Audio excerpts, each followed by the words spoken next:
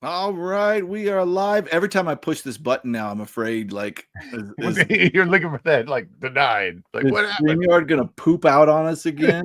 You did it to us again. God, we've already got people talking to us here. All right. Dagon Studio says, "Is the answer 10, Steve?" It's funny because when we logged on, we were like, "We got to quickly write a question that the answer is 10," but we didn't end up doing that. Tell him what he's won, Rod. Rod Serling, of course. I'm on the West Coast. Can we call this trivia early evening, please? Yeah, it's 5:00 for me. I don't know. It might be 4 where you are, Dagon. West Coast of what continent? True. Yeah, there's lots of coasts that are west. All right, we got Goblin. What's up, Goblin? Goblin, what's going on? Ah, we got Andrea. What's up? Hey, what's up? Deaderks. I hope I said that right. Oh, don't ask me. I can't pronounce anything. But yeah, sure, that works. That is always the answer. That is a very good answer. Yes. Yeah. I should have wore that shirt. I have a shirt. Oh well. Hey, what's up, gents? What's up, Jeff? Oh boy, we got big heavy hitters here. All these, they're going to know the answers to all these questions. Hopefully, some of them will stump them. That's right. Yeah, Jake, you started this. And now I'm addicted. It's ruining my life, man. Beast. Richard, what's up? What's up, Richard? Thanks for being here. Thon, the West Coast. Oh, Tim's gonna know some stuff too. Oh no, swords early. Oh no, he's showing up sick. Oh, I hope are you sick, Tim? Damn. It's all right. I love it. Book cover. I'm sorry to keep translating your name, but right, that's awesome. I think I'd have a hard time. Buchdeckel. I don't know if I did that right. Boosh would be Boosh. Buchdeckel. Orbis Tetius, formerly Borhe. A Daggerfall shirt, truly a man of culture. Thank you. Nicely done. We try to bring our A game T-shirt here. I'm trying to. I need to get some more. I keep seeing these awesome T-shirts. I'm like, I've just started. Like my sister-in-law has this little press thing that she can use. So whenever I go up there, I bring like 6 book covers. I want to be turned into T-shirts. I keep trying to think of what I want to do for our horror book club. What kind of T-shirt I want to do, and I keep getting weird ideas. You have Nick make something. Oh, good. Yeah.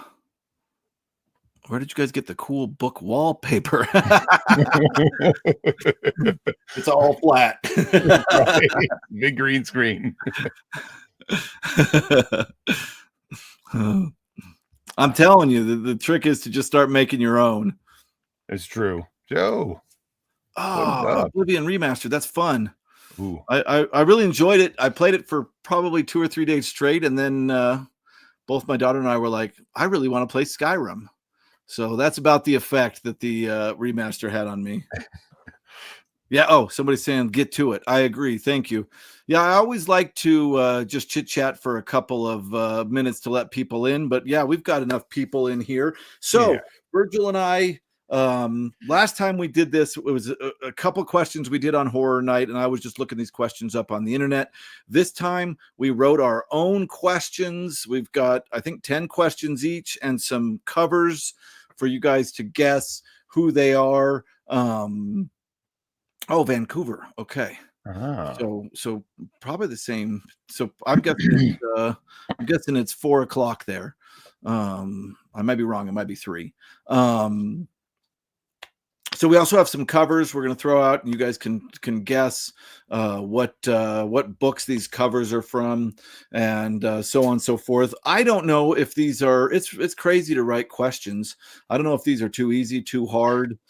We got some heavy hitters in here that know a lot of stuff. So we'll see how this goes. Yeah, try to strike that balance where it's interesting and but it's not like softball questions either. Yeah. Joe, it's good to see you. I don't know if you work today. I don't know how to see my community. I know that sounds really dumb, but I don't. I've heard that people are posting to my community, but I don't know what I click on to see that. I don't know either. Is it maybe in studio? I don't know. Yeah, so I will figure that out.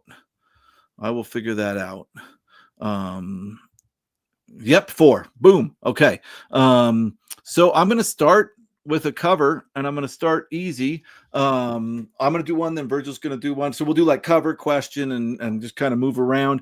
You guys get bragging rights if you win the greatest of all prizes possible. I don't know where Fort Alabama is.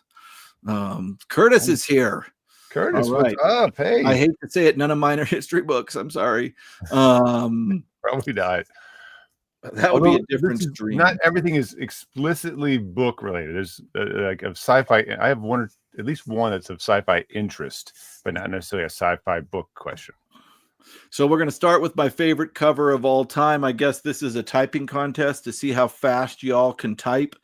And I had a tendency to like double up my questions. So there's a question after a question. So here we go. This is the first book cover. Tell me what book this cover is for. I wear this shirt a lot because I made it and I love it. Robert E. Howard's Tower of the Elephant. Boom.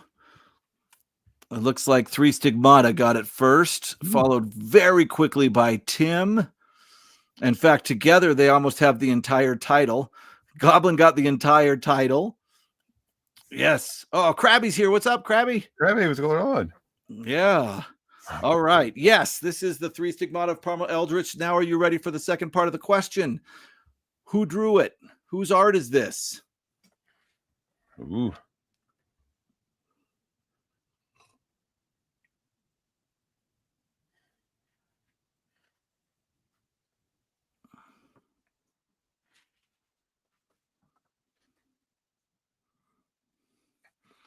Nobody, huh? Everybody's going to ISFDB right now. Like crazy. Somebody's been doing screenshots. I don't know, but I don't know. I read when the roads must roll. That's the only Heinlein I've ever read, and it was not horny. So it's the best. Spacesuit Will Travel was really good. Kind of like a juvenile, like one of his last juvenile books. Although I really like that one. You just talked about it yesterday, and I forgot. Oh, that's how it always is. So this is drawn by Bob Pepper. Let me look at my notes to make sure I'm not lying. Yeah, Bob Pepper drew this incredible cover for Palmer Eldritch. It's a DAW, and I absolutely love it. It's probably one of my favorite science fiction books just because, I mean, it's really good. The content inside is incredible, but also look at that cover. Like that guy understood the assignment. He read the book, the whole 9 yards. It's so good. And I don't know what else he's done. Like I should look up, because on ISFDB you can click the artist and it will show you all the covers they've done. That site is crazy. Oh, that's awesome. That sounds made up. I will never forget that now. Yeah, I will probably forget it by tomorrow. And I made a shirt of it. Bob Pepper. But you're right. It's very unique and it does sound made up. Oh my gosh. That guy kind of looks like he's asking you if you want some pepper. If you look at him. Seriously.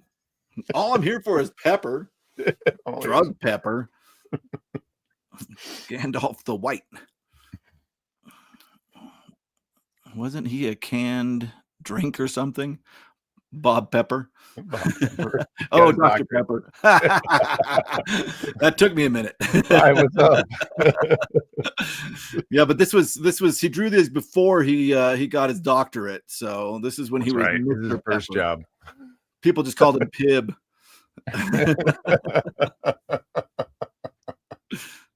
I think the same artist. Oh, Interesting. I wonder if he did the one that I recently used on my thumbnail for a Scanner Darkly. Is he a doctor? No, I don't know. I was just making a Dr. Pepper joke. Ooh, he seems to have illustrated a beautiful copy of Voyage to Arcturus. That's interesting. That is Where's really my interesting. copy? Oh, it's right over here This somewhere. is so fun. I went and asked my parents all of these questions after I'd written them. And they just looked at me blankly, like, "What is going on?" Was it this cover? Oh, I just used that. So I'm doing a double thumbnail on that video I made recently. The one is Scanner Darkly, and the other one is that one. I wonder if they're all Bob Pepper.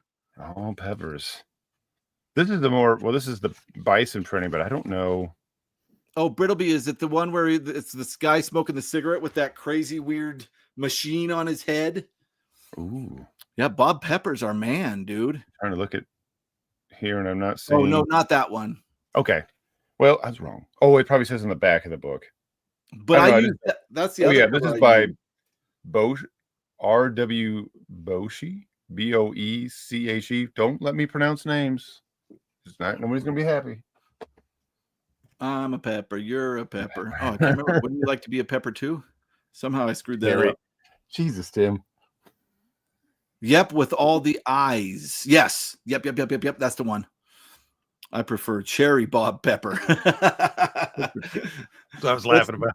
What's the if I was smart enough, I'd remember what that drink Jake is always talking about is, and you'd add that to. I don't know. Polio or Gandalf with special guest John Waters. Art Pepper. Jazz. Hey, Constance. Constance, what's up?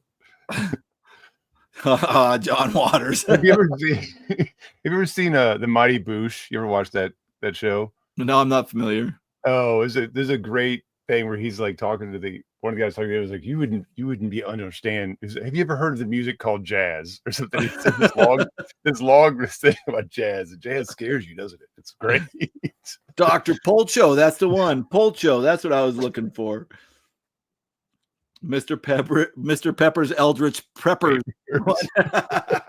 That would be a good product to sell. I'm telling you what, I don't know how many of you guys were as crazy as I was for a couple of years in my youth, idiotically. But the description of the trips in Palmer Eldritch are so terrifying. If you've ever had anything near a bad trip, man, that book is terrifying for those descriptions. Really, truly. Crouton. Mighty Boosh was amazing. Apparently I have to see whatever this is. Yeah, it's like surrealist comedy. It's phenomenal. Huh. Oh, sadly canceled for stuff. Yeah, it's still so good. My daughter and I watch it. I need to get the like a thing for all their live shows they did, because there's some really great stuff there. Huh. Somebody's having a Dr. Pepper or a Polcho right now. I don't know. Something. All right, Virgil. You're not able to add these, are you? I cannot. I'm here. I'm gonna pick Virgil's cover now. Okay. And it's gonna be. Can you even see me moving around here, Virgil? No, I have no clue. You could be doing anything. All right, I'm gonna throw this one up, and is everybody ready? Here comes Virgil's cover. Kablamo! What is that interesting sci-fi cover? Mine was too easy. I wear the dang shirt all the time. A little blur. Well, you could deal with the pictures you got. Boom! Tim from Secret Fire Books jumps on. Yes, that's right, Dr. Seuss, which is funny because that's Virgil was trying to describe it to me. He's like, I don't know, it looks like a kid drew it. Yeah, I really like it. Curtis. It kind of does have that Dr. Seuss energy, though, doesn't it? I think that's kind of great about it. Wow, that was quick. Agreed. Agreed. Yeah, I've heard I've heard simultaneously great and wonderful things about this novel. Where did Richard go? Shouldn't he be answering these right what's away? going on? There's a delay. There's a Canadian delay. Oh, so who's the artist? Anybody? Oh, yes. Do we We know? already said Dr. Seuss. That is not correct. Oh, I don't want this to get dripped on. Oh, yeah, we do. We do know. We know. We have answers. Knowing the artist is super. I wouldn't be able to do that either. Give others a chance. Richard's doing community service. Yeah, that's kind of where I screw up too, Richard. Is trying to type this so fast. People are crazy quick, man. Yeah, I saw it. It was so striking, and that was a struggle too when we were looking up like cool covers. You know, if you go back too far, like this could be any book. Sometimes I felt like this could be anything. Like this could be any science fiction book from the 50s back, almost. So it was a struggle to find something that's unique, but not everywhere. Right. Well, I just can't believe, like, I think one of the ideas for this cover thing came to me when you used that thumbnail and Richard's like, that's from this book. And I was like, damn, people know their covers, man. Yeah, really. The House of Suns, is that, who is House of Suns? That's, what last name A, I think. Is there such thing as too much sci-fi? I have a lot of affection for sci-fi. It does depend on your, I mean, it's like anything. It's what you read when you were younger and how you get built into something. You know, like for me, sci-fi is like something I read when I was young and I like going back to it. But I guess if you didn't have that attachment, it might be different. Right. Yeah. There's some great documentaries on the Voynich manuscript.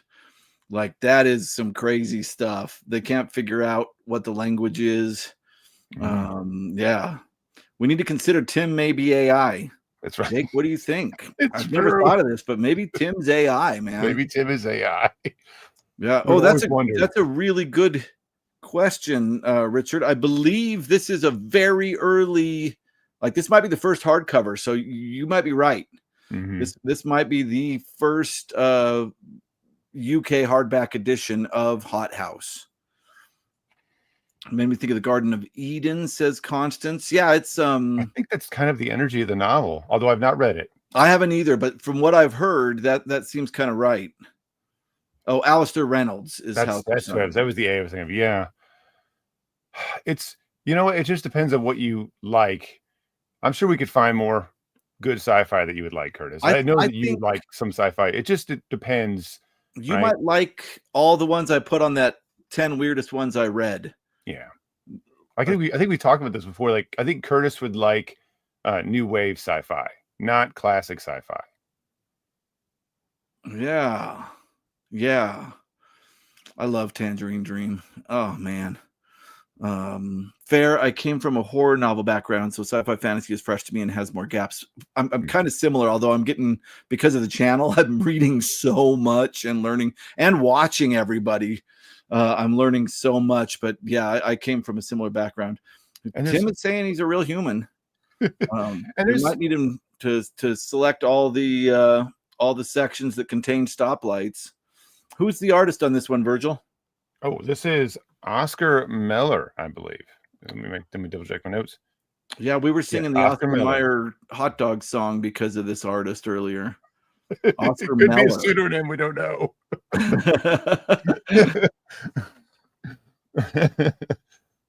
I would have guessed a hot house without being sure. It looks like a Hot House cover. Yeah, again, that was kind of what I was hoping, that people would be like, "Oh, I think it could be a this," and like could sort of guess and kind of get close. If it's so obscure, it's like, I don't know. Yeah, it's a good one. It does look like it was drawn by a kid, though. It does. I kind of like it. I kind of like the kind of like cartoon or like comic book sort of type illustration they chose. Yeah. Yeah. Yeah. Unless it's Michael Whelan, I'm never getting part 2 without looking it up. Yeah. I think that's true. I think the only, like, I can tell Kelly Freeze pretty quick. And then Jack Gone, I think his name is. I can tell him pretty quick. But other than that, I think the only time I've ever recognized a book cover artist that I've seen somebody hold up was that time you held up Deus Irae, and it was or you had a copy of Deus Irae that showed on screen, and it was like a Richard Corbin cover. I was like, oh, that's Richard Corbin. Yeah. And I bought that book like right there where I was watching your video. Yeah. Yes, and you're right, Tim. They are, but yeah, if you guys watched my live stream with Jim last night, he was talking about he got one strike for a sci-fi cover that he used in a thumbnail because it had like a nipple hanging out or something. Yes, Hot House is Brian Aldiss. Oh yes, Aldiss. Yes, and I think the general conception is, or the general consensus, I mean, is the first half is absolutely incredible and the second half lacks a little bit. That's, if I sum up the many booktubes video I've watched on this particular one, that's what most people say. Was that a fix-up novel, or is it a do we remember? I don't remember. That's a great trivia question right there. I have no idea. I would say Without that looking, I doubt anybody it. answer that question. I don't think so. Yeah, it has a kind of 12-inch style, but maybe because it's cropped to 1.1. Oh, like the old 12-inch records? Yeah. Oh, you're right, Matthew. Yeah. Yeah. Yep, you're absolutely right. And maybe a Boris Vallejo cover too. You might be able to pick one of those out of the mix. Yeah. Richard says Bob Pepper and Oscar Mayer. Who's next? Orville Redenbacher? What did he write? Brian Aldiss owes me $5. Dang it.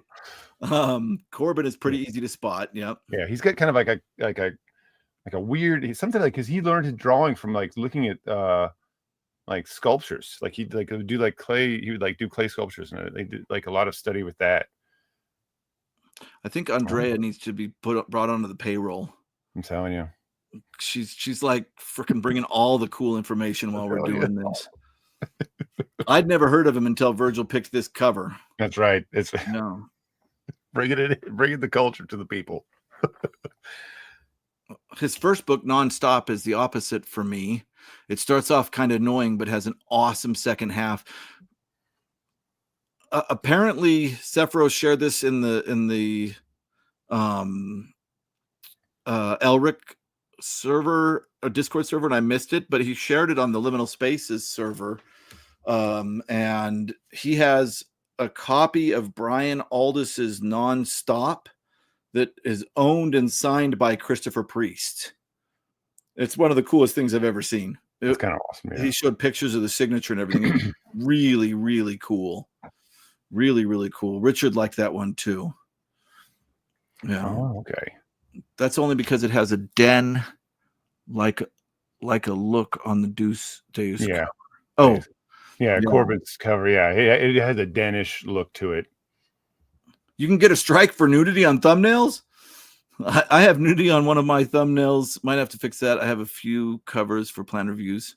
Yeah, I've put a butt on a thumbnail once, a naked behind, and I didn't put get the text over the, just position your text. That's all. Yeah. I worried about my thumb for Wheeling because it shows like this person with a knife going after somebody. I'm like, oh, I wonder if this will get violence or something, but nothing. I mean, it is kind of an old picture, so I guess nothing. Yeah, we're also in the YouTube world, all of us are small fries, so yeah, they don't really care about us. That's true. When you get to be big, they start looking closer. Yeah. Hot House, I'm pretty sure, is a fix-up. It is expensive, but Hot House is an anthology for cheap. Interesting. It is. I would have thought it wasn't, but okay. I think I remember a long time ago seeing Bookpilled talk about it. But yeah, Bookpilled talked about it. Moyd talked about it. I think Richard has talked about it. I think Ira might have talked about it. I'm going to keep up. I'm all out. I don't actually watch Bookpilled anymore, not because of any reason other than I have other people I need to watch. Yeah, people that I talk to, right? Well, it's weird because how much people post will decide how often I watch them too. You know what I mean? And that's a weird thing to say, but it's the truth. Yeah, the more you post, the more people watch you.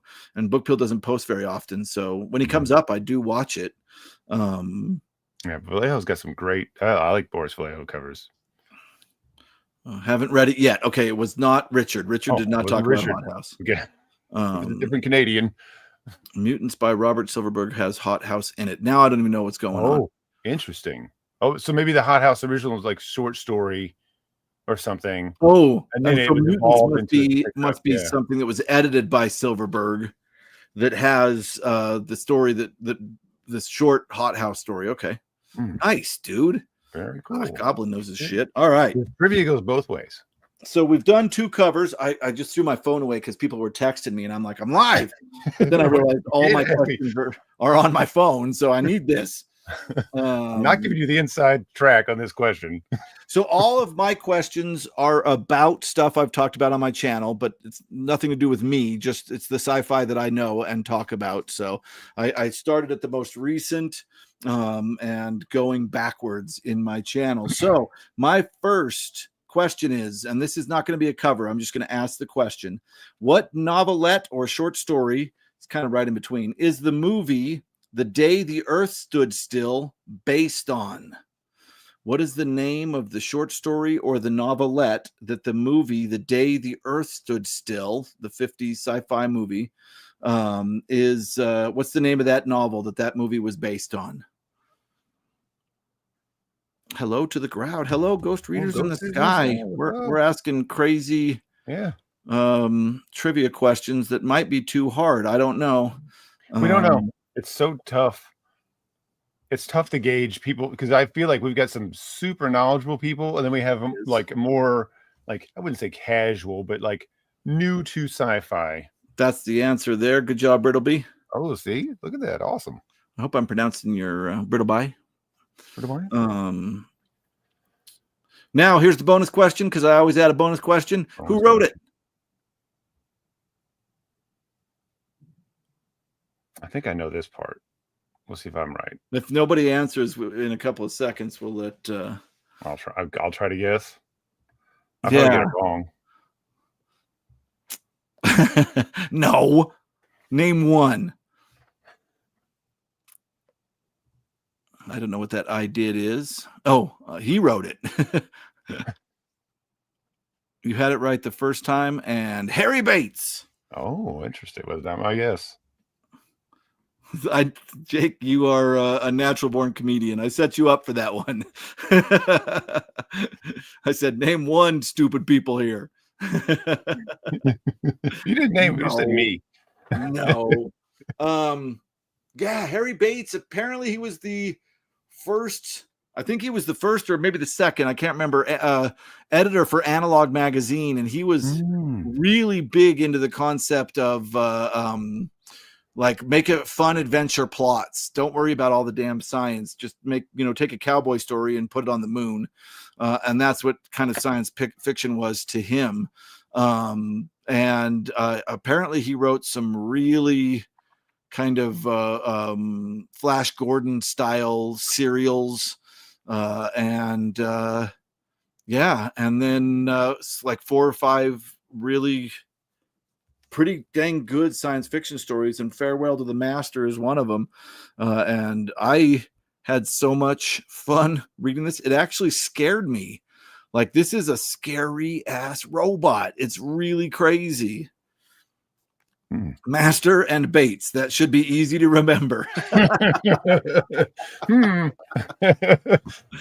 part of Jim will be played by oh, and you got the beard for it as well, ghost readers. Hell yeah, soft squishy sci-fi, just as Edgar Rice Burroughs would want it. Exactly. That's right. Yeah, he's from that era. Another classic sci-fi book that I found actually kind of like really shocking was War of the Worlds. Great book. I was like, wow, this book is, I really thought it was like going to be a lot more pastoral or something, but it is not. No. It is the opposite. I was shocked by how intense it was. Yeah, I feel like for me, the beginning is the best part, them waiting for that thing to unscrew. But I mean, the middle dipped a tiny bit for me, but such a good novel. In my opinion, second only to Time Machine. His Time Machine is one of the best sci-fi novels I've ever read. Like just absolutely outstanding. All right, let's see what Andrea is saying here. Sam Moskowitz, editor of Weird Tales, had Bates as his first lecturer in his sci-fi courses and published Bates in some stuff, not Weird Tales. Now, here's a funny story, and I talk about this in the video I just did of Farewell to the Master. Bates got mad at Moskowitz because Moskowitz made him change one of his stories that Moskowitz was editing, not for Weird Tales, a different magazine. So Moskowitz, Bates did it, but he was pissed at Moskowitz. And then Moskowitz was teaching what we believe to be the first ever college course on science fiction. He was going to have Bates come in and lecture. So Bates was like, yeah, I'll be there. It's going to be great. He got already introduced him for his students, and Bates never showed up because he was at Moskowitz. And then later, Bates got rheumatoid arthritis so bad that he couldn't write. He couldn't sit there and type on the typewriter. And he was asking to get, like, I don't think it was Social Security at the time, but he was asking to get help from the government. And the government was like, you need to prove you have whatever this is. So he wrote to Moskowitz and was like, will you please tell them that I have this? And Moskowitz wrote this letter that Bates always believed was the reason that he got help from the government to live out the last 20 years of his life. So a year later, he sent Moskowitz a postcard that said, I ain't mad at you no more. It's all the postcards said. Crazy fun story. Some of the reality of science fiction is so fun to read. That's my favorite Ellison. I love Ellison stories, even though it's like he's just kicking me in the balls over and over again. But I'll tell you what, Harlan Ellison writing about sci-fi, like nonfiction about sci-fi stories, is incredible. It's so much fun. It's so fascinating to get these little like anecdotes about sci-fi history. I just love it. Let's see. It was in one of my doc collections. The best recommendations are the ones I already own and just haven't read yet. Yeah, it would make sense to be in one of the doc collections. Yeah. I really enjoy War of the Worlds, but it's such a miserable... Oh, it's such a mistake to make the climax happen in front of a previously unmentioned character. Why not put the protagonist in the action? I get that. That makes sense. That's a good... critique. Wells has some great short stories and novella too. Yeah, unfortunately, those are the only two Wells I've ever read. I haven't read Food for the Gods. Moskowitz. I'm reading through a anthology. There's a ton of videos up of anthology where Moskowitz does the same thing Ellison does, where he introduces the story with a little bit of a nonfiction story about the writer, and then the story comes, and it's incredible. It was 10 or something, I can't remember. It's all over my channel. I'm new to Moskowitz, but I'm really loving how he's doing these. I've not read one yet. I have to try. I've got that 80s song. My name is Norman Bates. I'm just a normal guy. I don't know if that song's still popular. There's a book coming out from Tachian called Spaceships, Ray Guns, Martian Octopods, Interviews with Science Fiction Legends. It's just drama in the SS science fiction fantasy world of the past in the fall. That sounds incredible. And it sounds like a lot of fun. Yeah. Yeah. Apparently the new Dangerous Visions that came out has a wonderful introduction by a good friend of Ellison's that people say like has been moving them to tears. Oh, wow. H.G. Wells is chronically one of Doc Brown's favorite writers alongside Jules Verne. Who's Doc Brown? I think from Back to the Future. Oh, okay. I'm assuming. Oh, yeah. I think that's a question for you, Andrea. That might be, or maybe Tachian's a different press. I don't know. Okay, Virgil, you got a question for us, buddy? I do. It's the So the first question I wrote was a little interesting because it was the first one I wrote. So we'll see how this goes out. I think they get a little bit better structure, but I'm going to go ahead and ask it the way it was, the way I wrote it. Virgil apologizes for his art before he presents it. He does this on his videos too. I'm sorry I made this video. You're Everybody gonna wants this video. You're gonna have to watch this. You're gonna have to listen to this if you want to be here. Okay, so Isaac Asimov's The Foundation trilogy was inspired in part by the history and decline of the Roman Empire, and what other historical work? Interesting. Okay. What inspired, other than the history and the decline, or the decline and the fall of the Roman civilization? I forgot who the author of that is. I didn't write that down. It's not important to this question. What was the other one? So I'm looking at that. I'm looking. We got some answers, but nobody's hit it yet. It was a very good guess. My family's obsessed with trivia. We all love trivia, and there's different types of trivia players. And you are the comedian, which is awesome. Iliad and Odyssey, Pilgrim's Progress, Greek stuff. Thucydides. But what book by Thucydides? Oh, damn. Which is probably he's gonna be able to be like, oh, it's because he probably already knows what the title of that book is. Yeah, Gibbons. That's who I was trying to think of. Thank you, Krabby.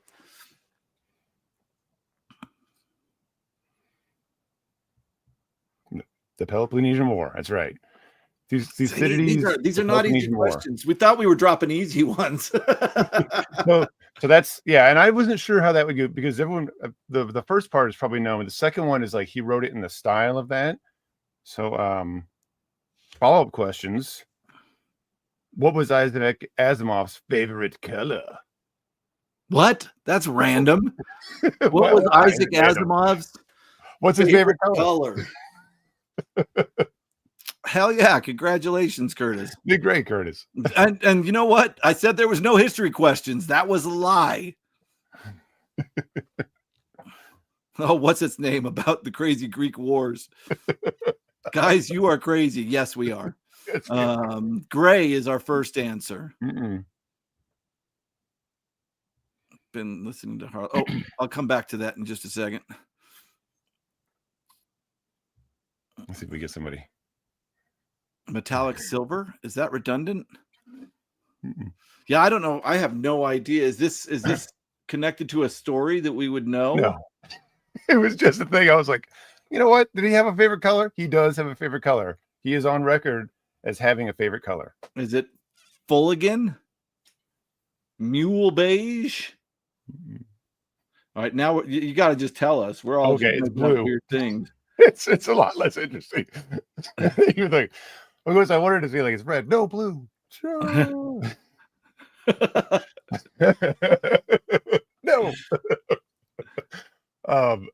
Anyway, if anyone can guess Thucydides' favorite color, you can try that one. I won't let you guess long because we don't know. So that was going to be what I was going to people answer. It's like, oh, we really just don't know. We're hoping. We guess. Sorry.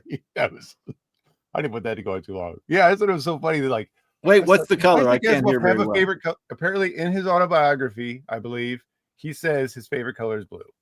Is blue? Is blue. That's my favorite color. He got good taste. See, there you go. Yeah, that is such a normie favorite color. Yeah, you don't. Blue is such a basic ass favorite color. I'll take it all. You guys, right? Maybe it was. Who knows if there was some more? All it came up with is blue. It didn't come up as cobalt blue or anything crazy. Oh, sorry. That's all right. That was such a random second part. It's just like one of those things you're like, does this person have this on record? They do. I thought that was hilarious that he actually had said that it was favorite color was. Right. Yeah. Yeah. I owned a copy of that for a long time. And that was one of the books I had to remove from my shelf because it was just me being peacocking. I'm never going to read H.G. Wells' outline of history. I had to get rid of it because, I mean, it's one of those that I'm like, I have this on my shelf, so I feel like I'm going to be smarter. But yeah, I can't. It's too much. So the protagonist in should have been a cell or strep or something. Would definitely be an interesting take. TWOTW. Anyone? War of the Worlds. So the protagonist in the War of the Worlds should have been a cell or of strep or something. Would definitely be an interesting take. I just picked up Harlan Ellison, Dangerous Visions, has it forward by Michael Moorcock, and just noticed it's signed. Oh, that's nice. Michael Moorcock has a very distinct signature. I've got a signature once, and it's awesome. I'm so happy to have it. And Tachyon is a press, and I'm probably not saying it. Tachyon is a press. Tachyon. I'm probably not saying it right. Oh, Sapphiros, you missed me talking about your Brian Aldiss's novel came up in this conversation, the one that you have Christopher Priest copy. So I was telling everybody about that. That was freaking awesome. That's cool. All right. Who is this? The bridge scene from Monty Python. What is this? Yeah. Red, no blue. It is a deep wolf cut. Yeah, I'm reading the Citadel of the Autarch currently. Starting soon. Color hadn't been invented yet. I remember seeing a thing. This reminds me, and it's a little wibbly, but like how the Greeks didn't have a name for the color blue or something. It's weird. I've heard that. Blue is the most recently invented color or something. Yeah. We could try. I haven't looked. Maybe it's out there. Road. Andrea will tell us if he has a favorite ice cream. Essential, no.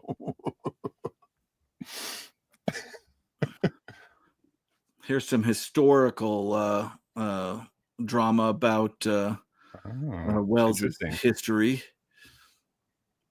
What's up, Sephiros? Blue was imported from the Middle East. Okay.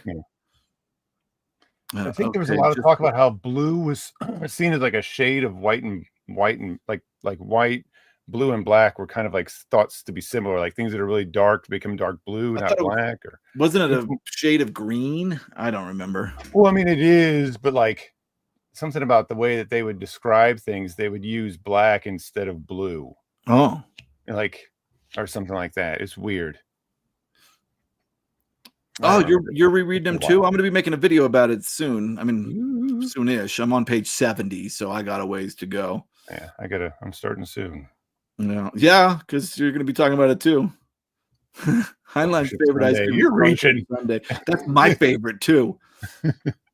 That's the best. All right, I'm going to ask y'all another question. All right. Okay, this might be too easy. Richard, get ready. Get ready, Richard. Richard, get ready. All right. Arm your Richard. Richard knows all these. He just can't type them fast enough. If everybody had to wait like a certain amount of time to answer, which historical figure is the protagonist in "To Your Scattered Bodies Go" by Philip Jose?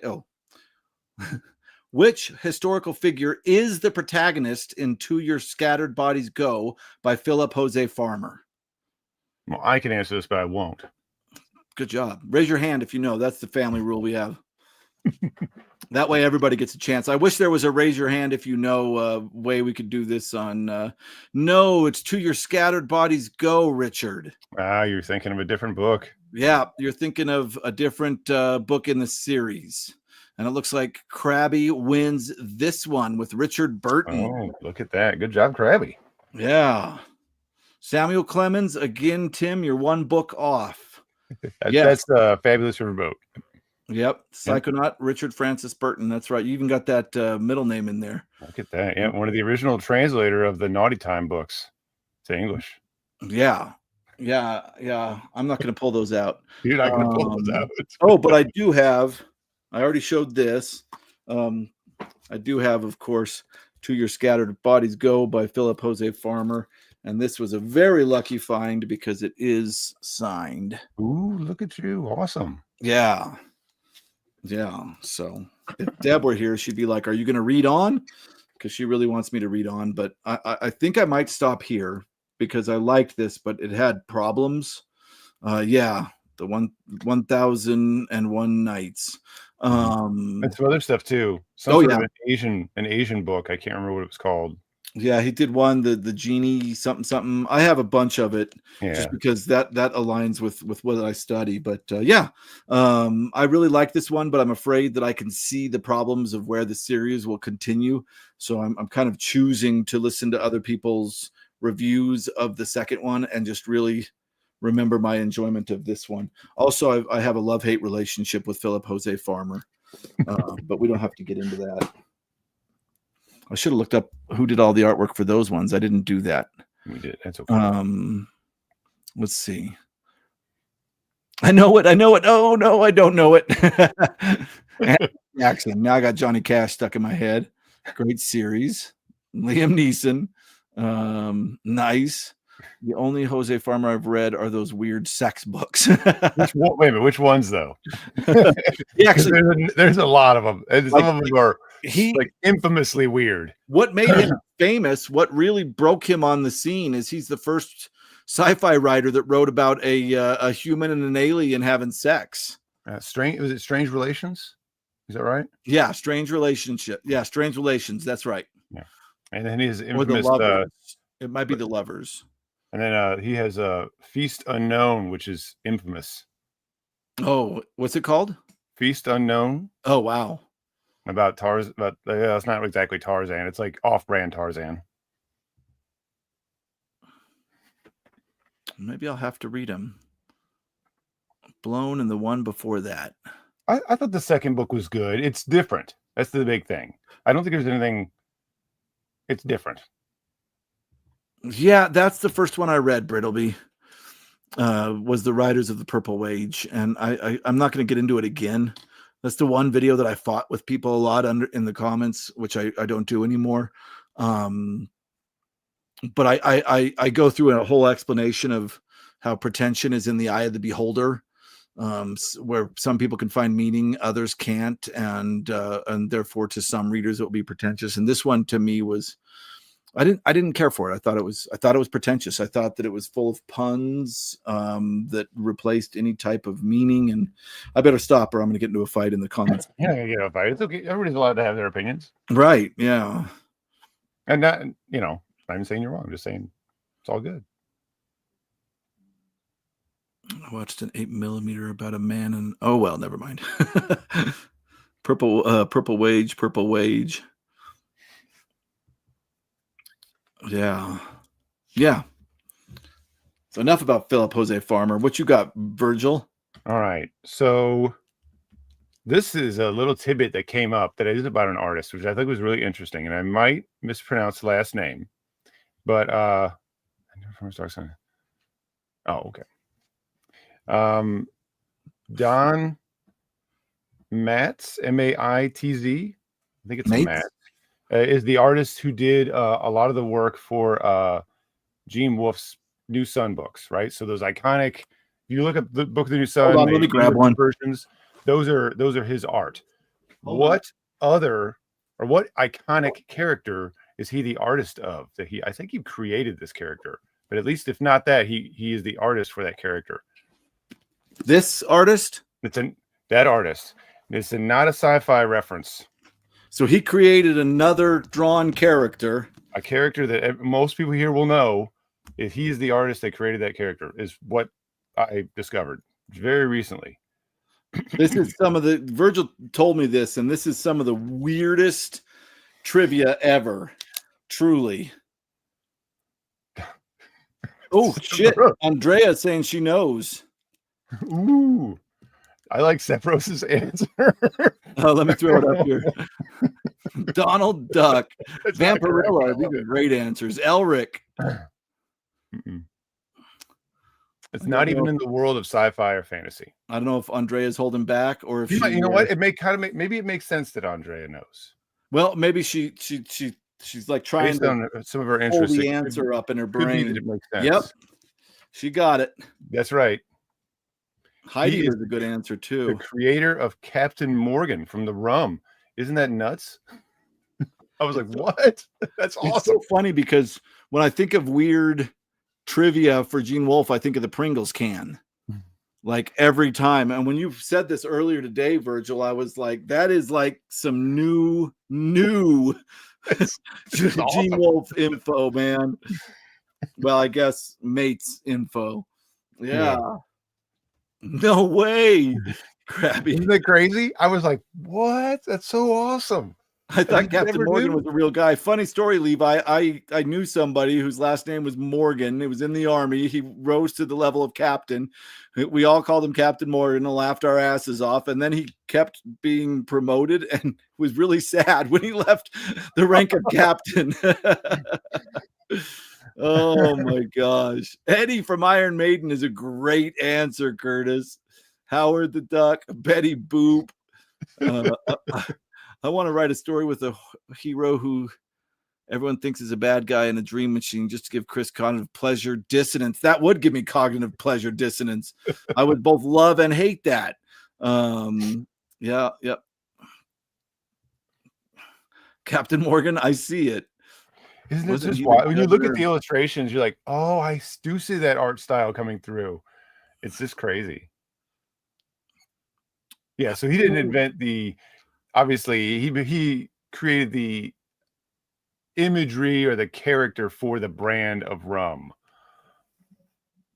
Yeah, because apparently he was a real pirate, but Mates drew the way he was to be cartoonish version of him that we associate that presentation that everybody associates with the rum.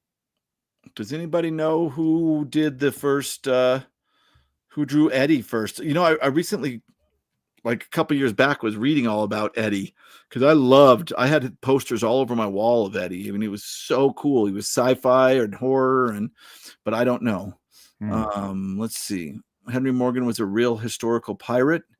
Captain Morgan is the axe hand guy from One Piece. From One Piece, bringing in the One Piece lore. Yeah, Gene Wolfe invented the whole Pringling process. Yeah, that one is the weird Gene Wolfe trivia that I knew. Yeah. Ooh, Goblin. What are more trivia? What author is married to Don Mates? I do not know. I did not look up anything about him. This is interesting. What author? Levi's right. You got it, buddy. Maybe she kept her maiden name, man. Ooh, good job. That's the right. Stephen King. I don't think that's the answer. Or Sephiroth might just be like, we got to talk about Stephen. Don't worry, Stephen King's coming up. God damn it, he tricked us.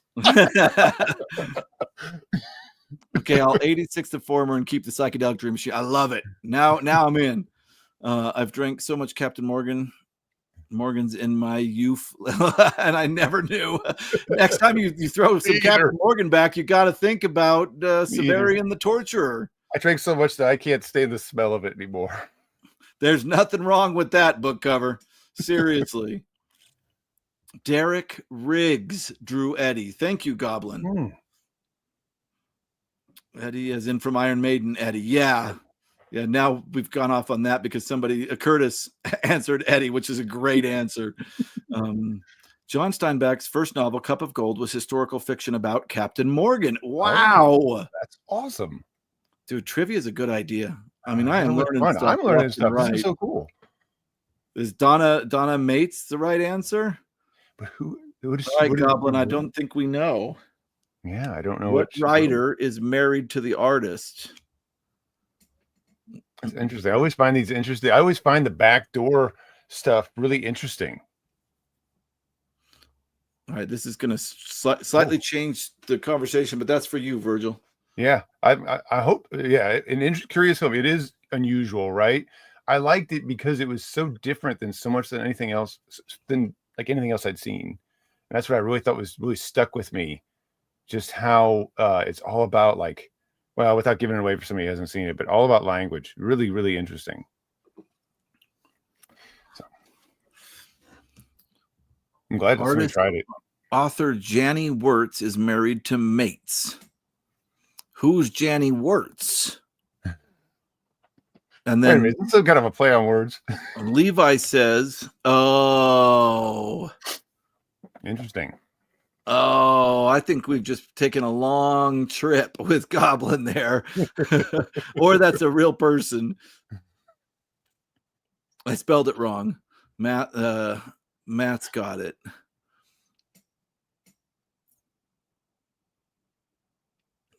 That's just an easy question. Oh, Wait a minute. The favorite color question wasn't that hard. You could have Jake, guessed. I felt like the first one was an easy question.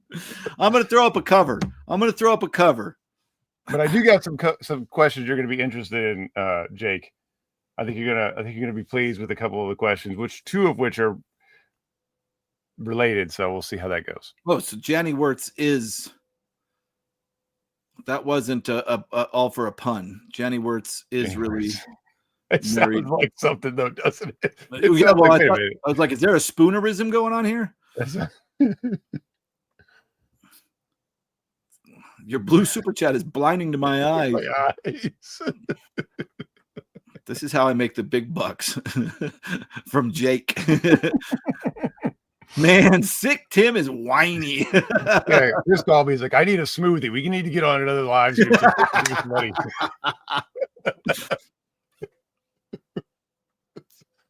Oh my gosh. Okay. Yeah, Virgil's a vampire. Yeah. Virgil's a vampire. Okay, I'm throwing up a cover. Well, I do work at night, so I don't know if this is easy. I'm going to throw up all over everything. No, I'm going to throw up the easiest cover here that I picked. So tell me what novel this art is the cover for. Is everybody ready? Here we go.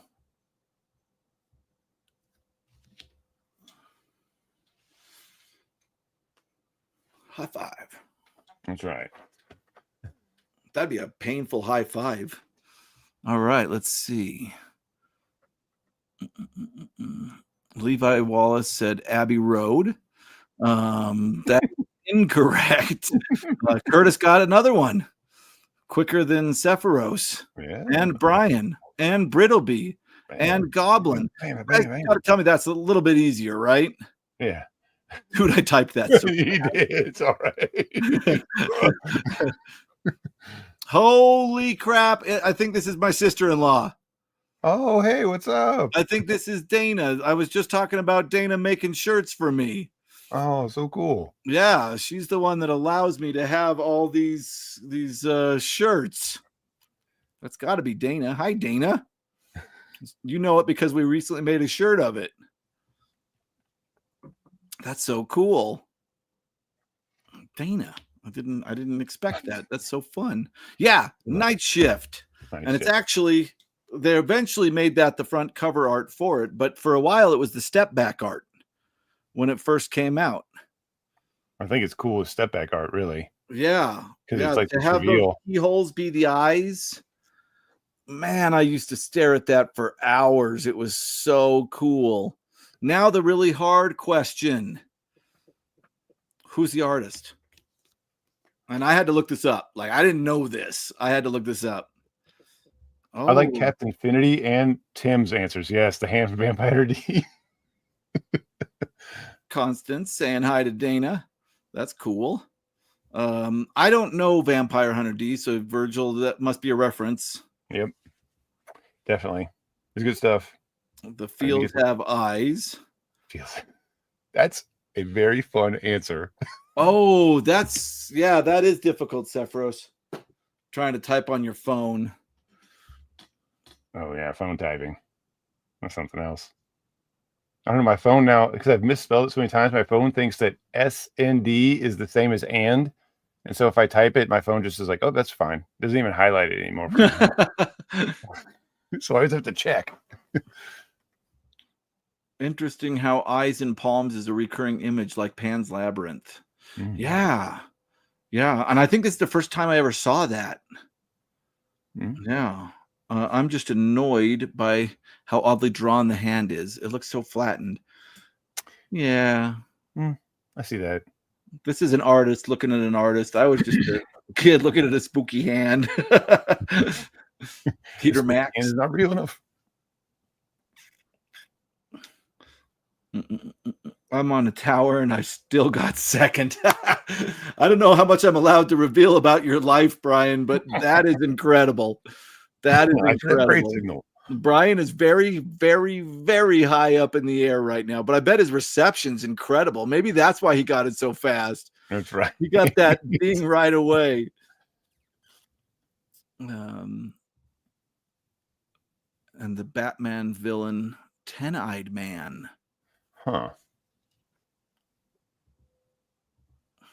Dana saying hi to Constance. That's so crazy. I'm on my phone. It is a pain in the butt, but doable. Wasn't there a character from Real Monsters who held his eyes in his hands? Oh, yes. Oh, I know who you're talking about. I love that character. Yeah, he had like he had eyes like this, and he'd hold them up. Ryan, I got to look it up again to see if. I love that. It's such a great character. Such cool character design. Honestly, Ryan got it. Yeah, Don Brodegam. Never heard of him, but he drew this. Which might have been enough. Yeah. Hands and nose need to be a thing. Hand with a nose on it. That's right. Yeah, that's Vampire Hunter D then. But he has his mouth too. No idea, but would definitely put you off any nocturnal activities anyway. Valid. Oh, I don't know if that was an easy one. I think Jake just left. He was like, they don't understand the I'm sorry, Jake. He ran away. I'll do Virgil's now. Fair enough. This is going to be a cover that Virgil chose. Is everybody ready? Another cover. Another cover. Coming at you. This one might be harder. You're going to have to read context clues. Are we ready? Bam. Brian's already got it. Brian's already got it.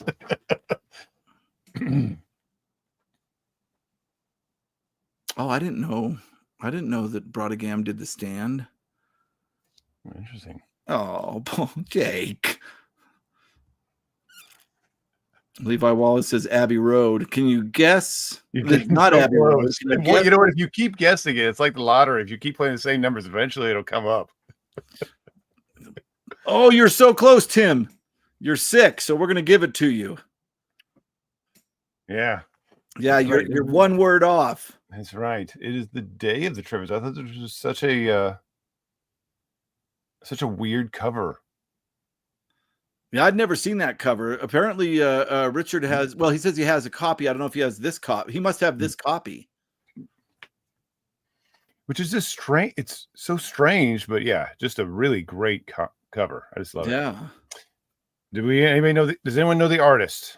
There's no way I would have gotten this, by the way. Oh, he has this copy. Yeah. Crack it open, Richard, and see if it tells you the artist. Ooh.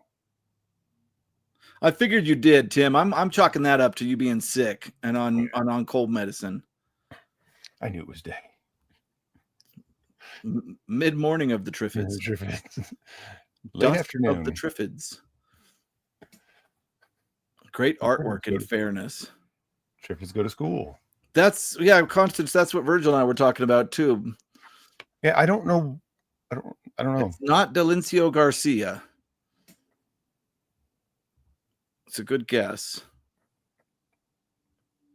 This is a funny trick question in the way of synchronicity. Does it say in your copy, Richard, who did this painting?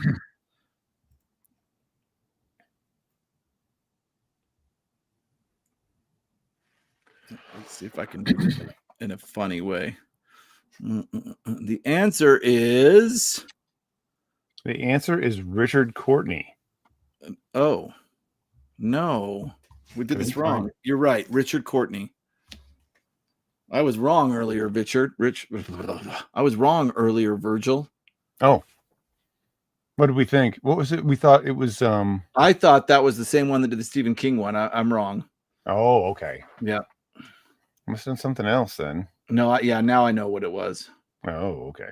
Yeah. Never heard of him. Never heard. No. Complete stranger to us all. Yeah. And I thought it was going to be an awesome moment, and then it's the wrong. I was surprised by Virgil's answer too. I'm surprised. Yeah, I wonder if this is well, he had other stuff on ISFDB. I wonder what I still have up here. No, I don't have that one up. I think I fought a plant like that in Dark Souls once. It would make sense. Yeah, that's a creepy, creepy hand. It's a great cover for Triffids. I haven't seen a lot of covers for Triffids. Yeah, I was trying to find. I saw like, ooh, that's a really great visual. That's not. I mean, it doesn't immediately clue you in. I'm not really certain why we're underwater, but it's okay. It's okay. Sephiroth's going to bed. Good night, Sephiroth. Okay, well, thanks for joining he's us. already. It's late. It's awesome. In Thanks Scotland, so much for showing up. It's so cool. Yeah, I figure it is probably super late over there, isn't it? Yeah. They're about 6 hours out, or so, right? 5, 6 hours out. I think 7. Yeah. Yeah. Well, for me, you're right. You're right. 6 for you. Yeah, I think 1 a.m. So yeah, fair. Yeah. I did. Oh, it's 1 a.m. Yep, it's 1 a.m. Yeah, did you see the trailer for The Long Walk, Virgil? I don't think so. Is it Mike Flanagan that's doing it? I can't remember who's doing it. I know people are super excited about it. I know, boy, I remember reading that story as a kid and how intense it was. I don't remember if I've seen the trailer or not. I mean, it was trying to think. so good. Hmm. So to me, that looks like General Mountain Time, but I think it's Greenwich Mean Time, right? Greenwich Mean Time. Oh, that's cool. Long Walk was filmed in my province. Lots of Manitoba highways. Very cool. Yeah, so my first thought is that is probably one of the best Stephen King books you could make into a movie. Because it's going to be a lot of character development and dialogue while they're walking, filled with really grotesque brutality in between. Yeah, I wish it was Mountain Time. Yeah, I think it's going to be really good. I think it's going to be really good. I didn't know Del Toro was doing Frankenstein. I didn't know. I've not kept up. I almost always enjoy his stuff, so I'm sure I'll like it. I don't know. This is apparently Mark Hamill's asking a lot for his signature. Might be. Oh my gosh. Okay. What just happened? Oh, I guess we're back to questions, yeah? Back to the questions. Damn it. Okay. We're jumping to horror here. Who was the first author to use the name Carcosa, referring to an ancient city?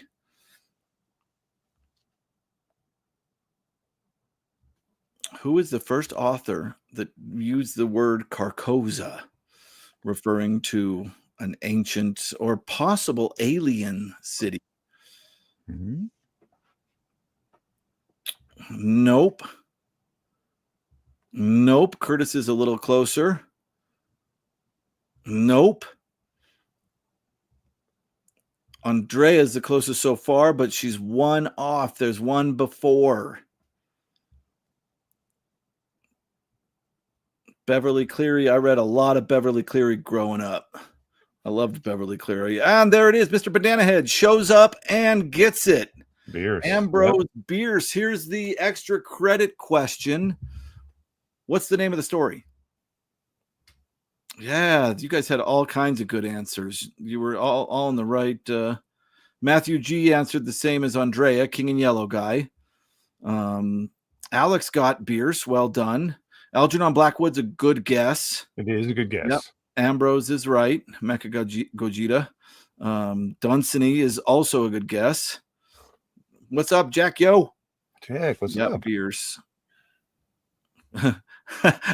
King and Yellow Guy should be his official author name. An inhabitant of Carcosa. Yep. Ryan got it. Does anybody remember what sort of moniker they gave Ambrose Bierce because of the way I guess because of his attitude? That's an interesting question. I know he was a journalist. He fought the railroad and won. They usually called him up. Well, I'll say it was Bierce. It was a little bit of alliteration. Oh, like fierce? Well, that would be Fierce. yeah. Story Somebody is got not- it. Story is not occurrence, I believe. Yeah, no, it's not occurrence. It's an inhabitant of Carcosa. Yeah. Bitter Beers? Bitter Bierce. That's right. They called him Bitter Bierce. Oh, Bitter Beers. Okay. Yeah, that was what they used to how they referenced him. I guess just because of his sort of personality. Well, I mean, he was awesome. Like he fought the railroad barons. I don't know what we'd call them that were trying to like buy up land, and he fought the railroad and won. Yes, yeah, seriously, Good one. Not even John Henry could do that. It's awesome. Yeah, a he was a pretty cool guy. A little alliteration. Damn, I thought I invented that, Virgil. Yes, Krabby, Yeah. straight up. That is the guy that disappeared down in Mexico. Yeah. Yeah, mysterious ending to his life. He wrote, what's his big story, Virgil? The one that you mentioned when I Occurrence at Owl Creek. Yes. Bridge. Yeah. Which is a great story. Not long, really good. He has a really good talent for doing like I guess you might say like a zinger ending or something like that. Something where you're like, oh, at the very end of the story. Stories that are hard to talk about because you don't want to give them away. And Owl Creek is a really great example of that. It's been like highly, highly, highly reprinted. Totally worth checking out. It's his biggest. It's what he's known for. Yeah. It's the one that's always anthologized by him. Yeah. But he also, so the Carcosa, of course, was picked up by Chambers for the King in Yellow. And after that, it was picked up by Lovecraft. But he also invented Hastur and one of the lakes that are all connected to the elder gods and H.P. Lovecraft mythology. And that was in Haita the Shepherd. So if you want to read two Ambrose Bierce stories that really are kind of seeds of weird fiction, you got to check out Haita the Shepherd and the what's it called? The Carcosa one. Somebody just said it. An inhabitant of Carcosa. The only place I could find them when I read them was in this Barnes and Noble's special. Classic Tales of Horror. So scary, but it has both of those stories in it. So very interesting. Eusophonic recording says Devil's Dictionary. Yeah, I've heard good things about it. Yeah, it is really fun. Great story. Oh, I don't know that one. Yeah, he so I've not read it, but I think basically he wrote like this very biting commentary, I believe, about his contemporaries. Huh. If I remember, Bitter Beers. Yeah. But usually, I mean, not necessarily like vindictive, but just sort of calling people, I guess. That sounds like something Dan Simmons would do, Constance. Write a kind of horror mystery about like historical fiction. Didn't he do Drood recently? That's all about Dickens writing the last novel, Edwin Drood. I think there is stuff like that. I think there's movies about Bierce. About Bierce's disappearance. I want to say there is some stuff around that, but I don't know. I don't know for sure. I just kind of remember reading that. That was taught in my high school as well, Gogeta. And it also helped me get. All right. Ambrose Bierce influenced European filmmaker and many Latin American writers like Carlos Fuentes and Julio Cortázar. His best stories are the Civil War ones. He was obsessed with death. Yeah. Interesting. See, I love this. Yeah, really, So really interesting writer. Does your name mean book paradise? Libro Paradiso? That's a great name. It is. I think we've seen Libro here in the chat before. Constance Bierce is a character in the movie From Dusk Till Dawn 3. That is some deep dive shit right there. I didn't know that. I didn't know they made more Dusk Till Dawn movies. They're making him. The answer to your Well, that question, doesn't surprise me though. It doesn't surprise me, but it's also crazy.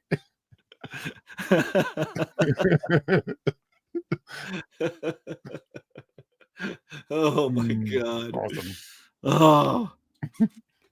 All right, your turn, Virgil. All right, my turn. Okay, so I guess we might have to do a two-parter.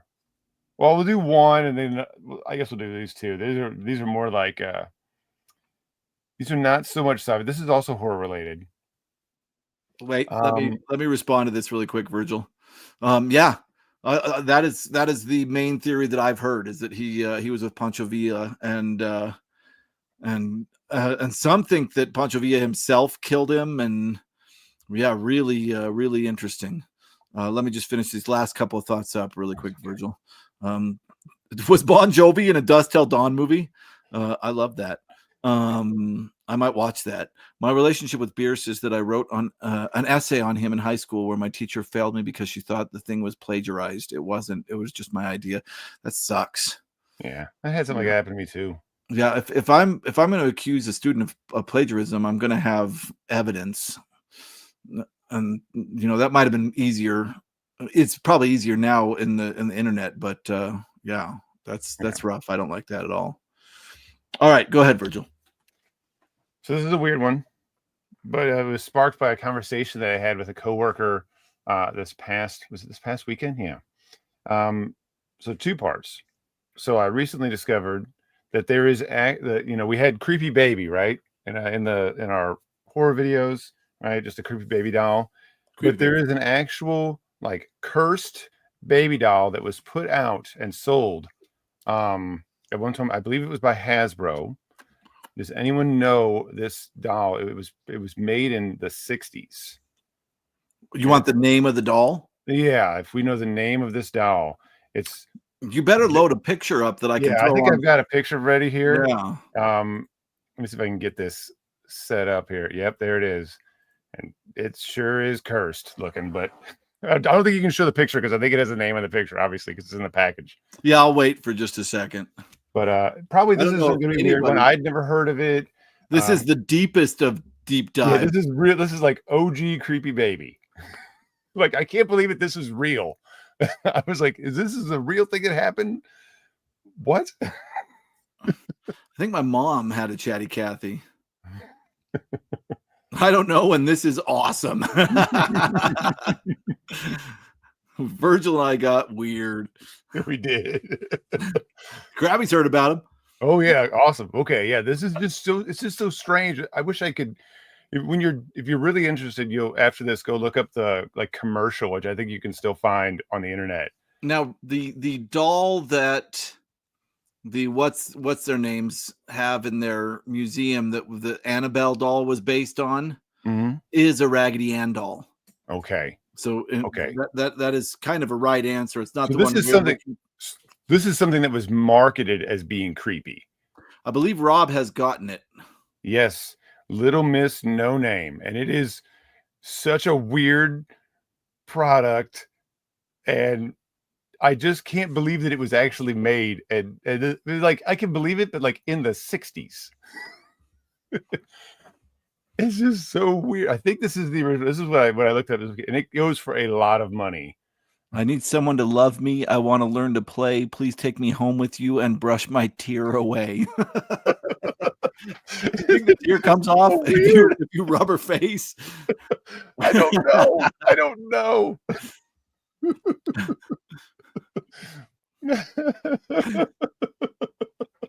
I just saw this and I sent it to my wife and she's like, "Oh, this is awesome." And I thought like, "Oh, this must be AI. Like somebody made this AI commercial or whatever." And I'm like, "No, it's real." Oh, sweet mother of Jesus, make it go away. I'm gonna keep it up there for a little while. Constance, what was my grandmother was really into that artist, and there's the movie Big Eyes was incredible. I didn't know all that her husband took credit as the painter of those Big Eyes dolls or Big Eyes pictures. Really, really wild story. If you haven't seen the movie Big Eyes, it's a wonderful story. But those, yeah, this looks a lot like those Big Eyes paintings. It really does. It's such a weird thing. It's such a weird. The marketing for it is so weird. A related note: the coworker, he told me about this thing called shy babies or shy kids, and these are like real things that people would buy and put in their homes. They're super creepy. It's supposed to look like a kid in the corner in timeout. Or something like in timeout. He said that they had one at the house, and that he convinced his friends that they had a younger brother, and it was always in trouble. It's so crazy because I see these in the antique mall where I have my book booth. I see these things, and they don't even have faces. They don't. It's so weird. If you turn them around, there's no face on this. It's just made to look like a kid. I want to put this up from Jake. My kids and I play a game when we go to antique stores. We all try to find the most likely to be cursed items. It's always dolls. That is a really good idea. I love that. Ryan, are you saying that little doll is 1,200? It's crazy. Yeah. It is a sackcloth. Okay, let's see. What did I miss here? Yep, my mom had one. Scared the hell out of us kids when we found it in the attic. Rosemary's baby play doll. Why though? It's a great question. That's the best question. It's like, what?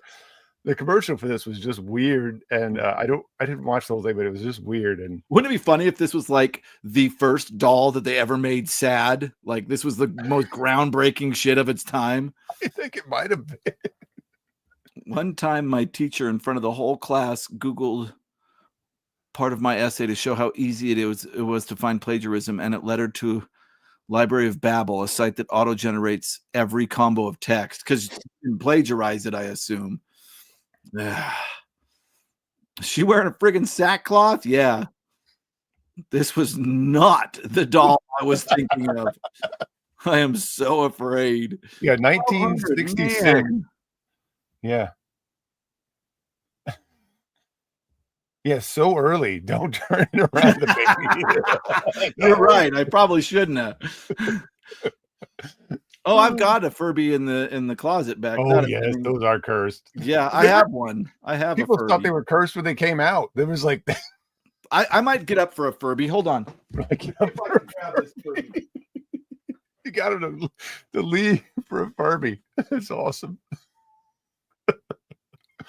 Oh man, yeah. The other thing, the Shy Babies, was crazy too. I'm like, what? And then Chris was saying something like, oh, I do kind of remember these things. I remember seeing them. They're so weird. I don't know why anybody would want it. There you go. Furby. It just looks scary. I think I got this for my kid. She did not like it. It never left the box. It never left the box. Might be worth something. Keep it in that box. Are these worth anything? Probably. Sealed like that? Sure. Well, maybe she did open it. Oh, no. Oh, well. You still have Kill it.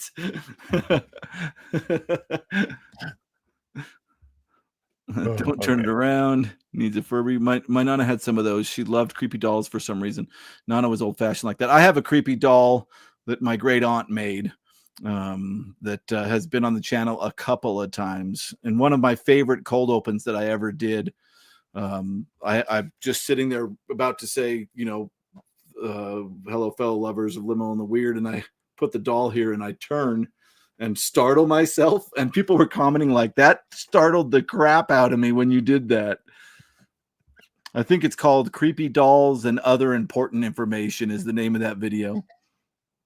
I remember the Friday the 13th TV series about cursed objects. I don't, but it looks like Virgil does. I don't remember much anything from it, but I do know that exists, and it's always been something I mean to go check out.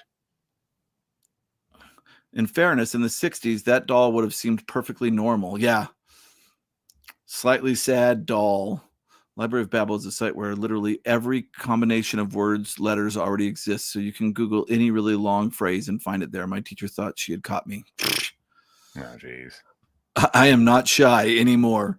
And like obviously Curtis is somebody who's writing something and is like, why would he, you know what I mean? It just seems like what made you think that Curtis was trying to pull one over on you? Yeah. You know what I'm saying? Doesn't it look like, oh, I'm gonna put this back up to see if we can. Doesn't it look like a small crossbow is aimed at Virgil's face?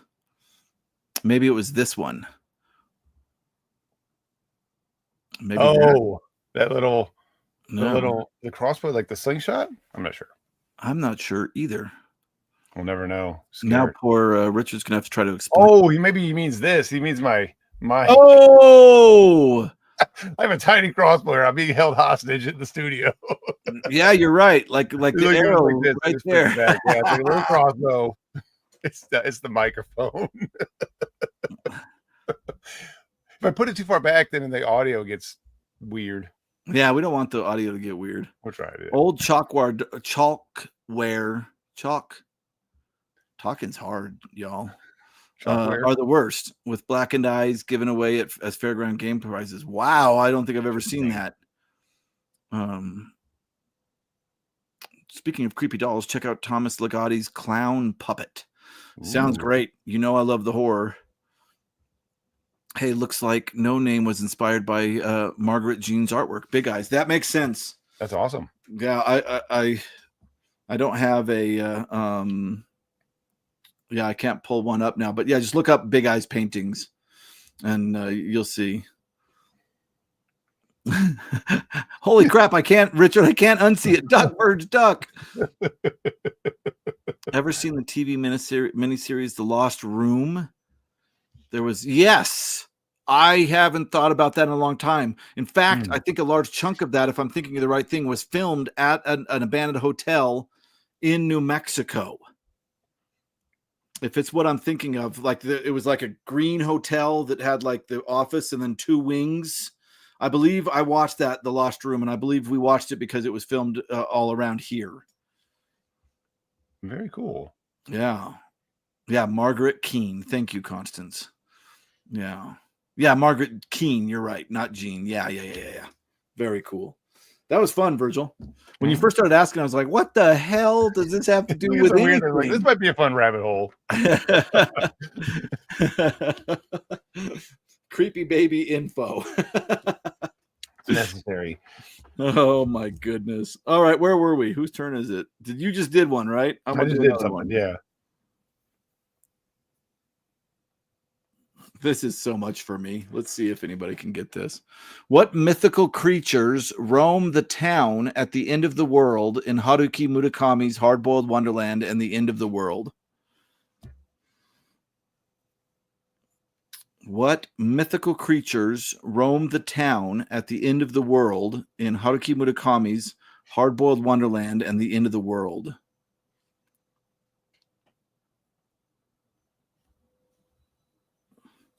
Oh, that is a good answer. Oops. That is the right answer. Sorry. Kappa was a great answer, Tim. Kappa do show up in weird ways in the book. But yeah, Mr. Bandana Head gets it with unicorns, followed quickly by book cover. Krabby has not read it. You should. I love it. Yeah, unicorn. Have you read that one, Constance? I don't know if you have. You must have done. Yeah, sorry. I got it. It's not without me talking about Haruki Murakami, it's not really much of is it really a liminal video, is it? So that's it. Go ahead.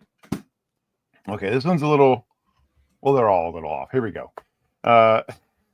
So last year, George R.R. Martin produced a short film. It starred Felicia Day.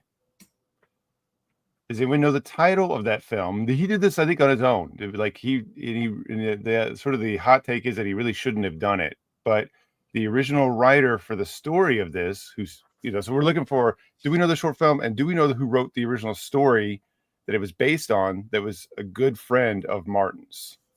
So I guess we'll start with, what is the name of this short film that George Martin, R.R. Martin produced? When was this? Last year? Last year. I think it was 2024. If I remember correctly, it should be 2024. but it's not based on his work. Not Martin did not write this story. I don't, unless he wrote the screen, unless he adapted it for the screen. I don't know. Yeah. It has nothing to do with Firehouse. Oh, that's a good idea, Richard. Just start naming good friends of George R.R. Martin. Oh, somebody is very sharp. Ugly Chickens is correct. Do we know who wrote the original story? And so Levi, yeah, Roger Zelazny and George R.R. Martin were really close. They both lived in Santa Fe, which is about an hour from where I am. But I don't think it's Zelazny. Virgil has to look it up. He doesn't remember. Oh no. I'm trying to remember. I'm like, I thought I had this book down here. I don't have it. Was it a Moorcock story? Mm-mm. Booktuber is showing up from Thailand, so it's probably super early, and he's here to see your beard, Virgil. People be disappointed. Howard Widrup. What let me see. That's right.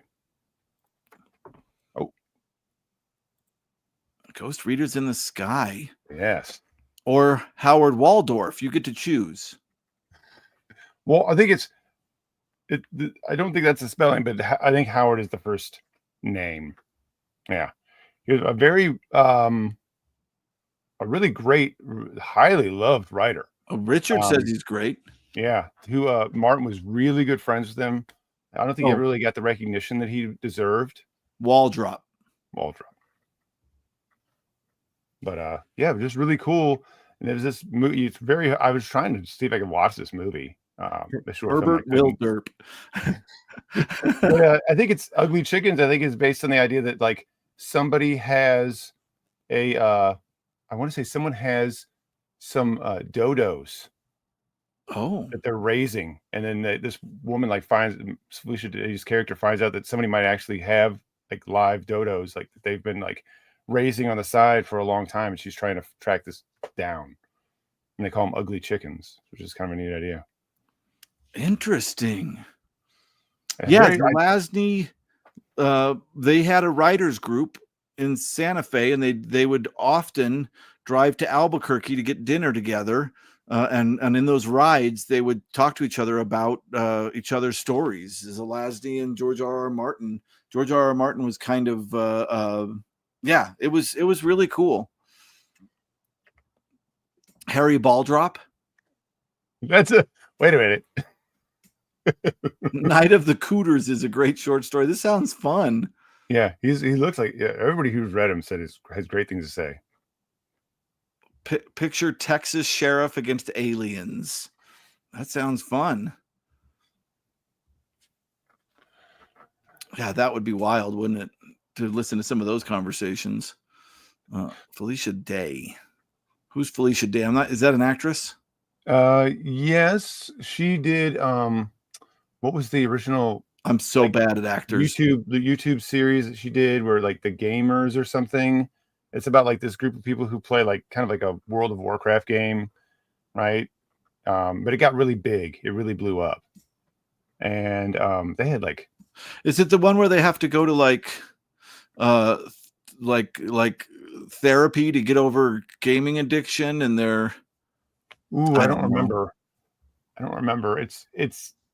It's really, and then they went on to do other stuff. I think she's been on like TV shows and other stuff. Yeah, she was on Buffy. She was on Buffy. Yeah, so she appeared on lots of different stuff because she became very big. Oh, she did Tabletop with Will Wheaton. Yeah, Will Wheaton was on the show. The Guild. I'm sorry. Thank you very much. Guild. Doris Day. Yeah. Sorry about that. It's been so long since I've seen it, but it's really fun, right? It's a bit of its time because it's a little bit older now, but really good fun stuff about there's a massive online multiplayer game. Was it anyway, World of Warcraft basically, but not actually calling it that for reasons. Great stuff. We time for a cover? Maybe it was Supernatural. Yeah. Oh. She wasn't on Buffy. She was on Supernatural. It could be. I can't remember. I didn't watch much of either. I didn't either. Yeah, nothing against them, but just I would probably be more inclined to watch Buffy than Supernatural, but I never did. My You wife want and a cover? the girls watch it. I'm gonna throw a cover at you. Throw a cover. I'll shoot it down with this crossbow. All right, everybody ready for a cover? Get ready, and bam! Oh yes.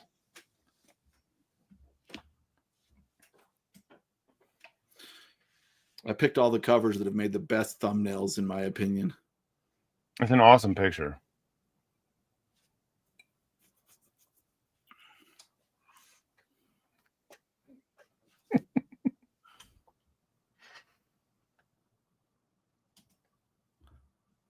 Must be my age to remember.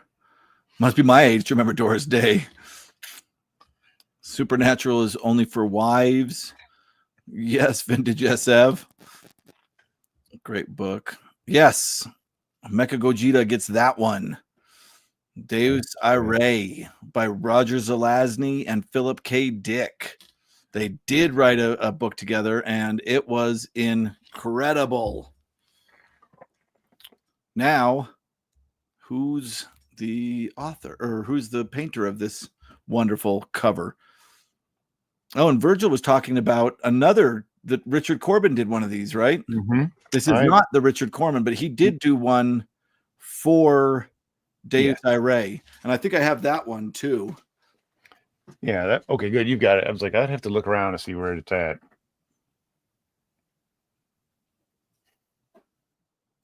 Some of these comments are great. Yeah, I saw when Chris had these up, I think he had like I think I used the one Corbin cover for the review and one for the deep read. Mm-hmm. And I was like, oh, I really want that book. Little House on the Prairie. The Canticle for Leibowitz is a really good guess. It is a good guess, actually. Yeah. Yeah, they're both post-apocalyptic stories.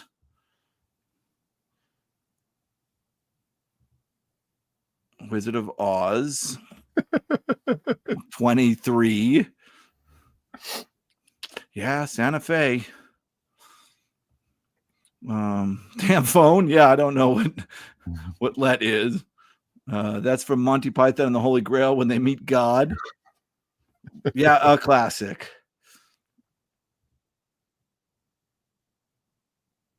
Oh, stop groveling already. Yes, Felicia Day was on Buffy the Vampire Slayer, season 7. People know. Jeff to the rescue. Josh Whedon liked her work and also put her in Dollhouse. Yeah, she's been in a lot of stuff. I don't know. Mr. Bandana Head. Wait a minute. Yeah, no. Mecha Gogeta got that pretty dang quick. Mm-hmm. There is some Wizard of Oz in Deus Irae. Yes, there is. It's definitely a travel into a weird unknown world. A little Alice in Wonderland, a little bit of who's the cover artist? A little bit of Wizard of Oz. I don't know who the cover artist is. Let me check my notes here. Oh, okay. Richard Courtney. So who was the artist for your last one, Virgil? Oh, let me look. Was it? It was Richard Courtney. Yeah, so this is the same person that did. I don't think I took it down, did I? No, okay. Same artist. Same artist. Which we didn't mean to do. No. It just happened. They had very distinctive covers, so. Yeah. I just love the idea of personifying this atomic bomb with like a face on it. It's so wild. It's awesome. Dollhouse is such a pervy production. It is much yellow in it. Yeah, this is a very yellow painting. For artist, I'm going to say Bob Ruger or Trevor Winthrop Baines III. Excellent guesses, I guess. Yeah, those could be artists. I believe it.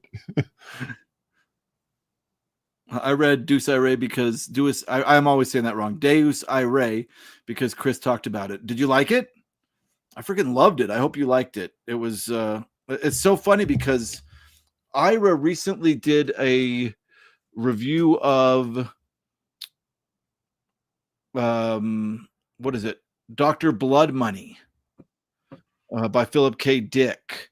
And apparently there's a character in there who has no arms and legs and is in a cart with technical arms that allow him to move it around and stuff.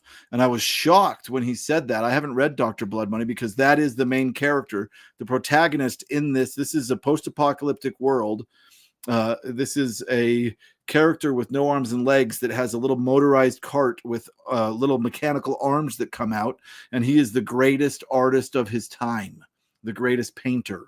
Like, he is renowned for that. It's Latin for God of Wrath.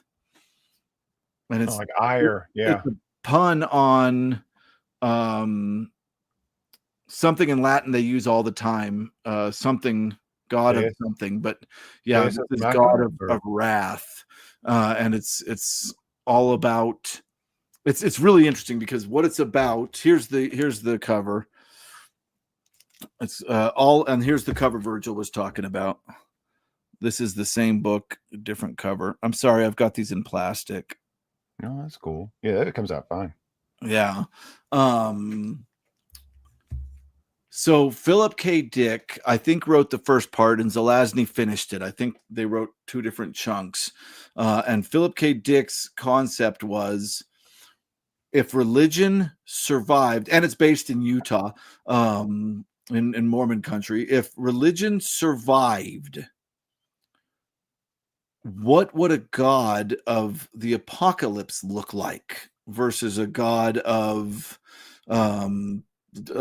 times before we've destroyed the earth? And he decides that people would worship the angriest god imaginable. And what it turns out is people worship the man that is responsible for inventing the weapons that destroyed the earth. They turn him into a god and worship him.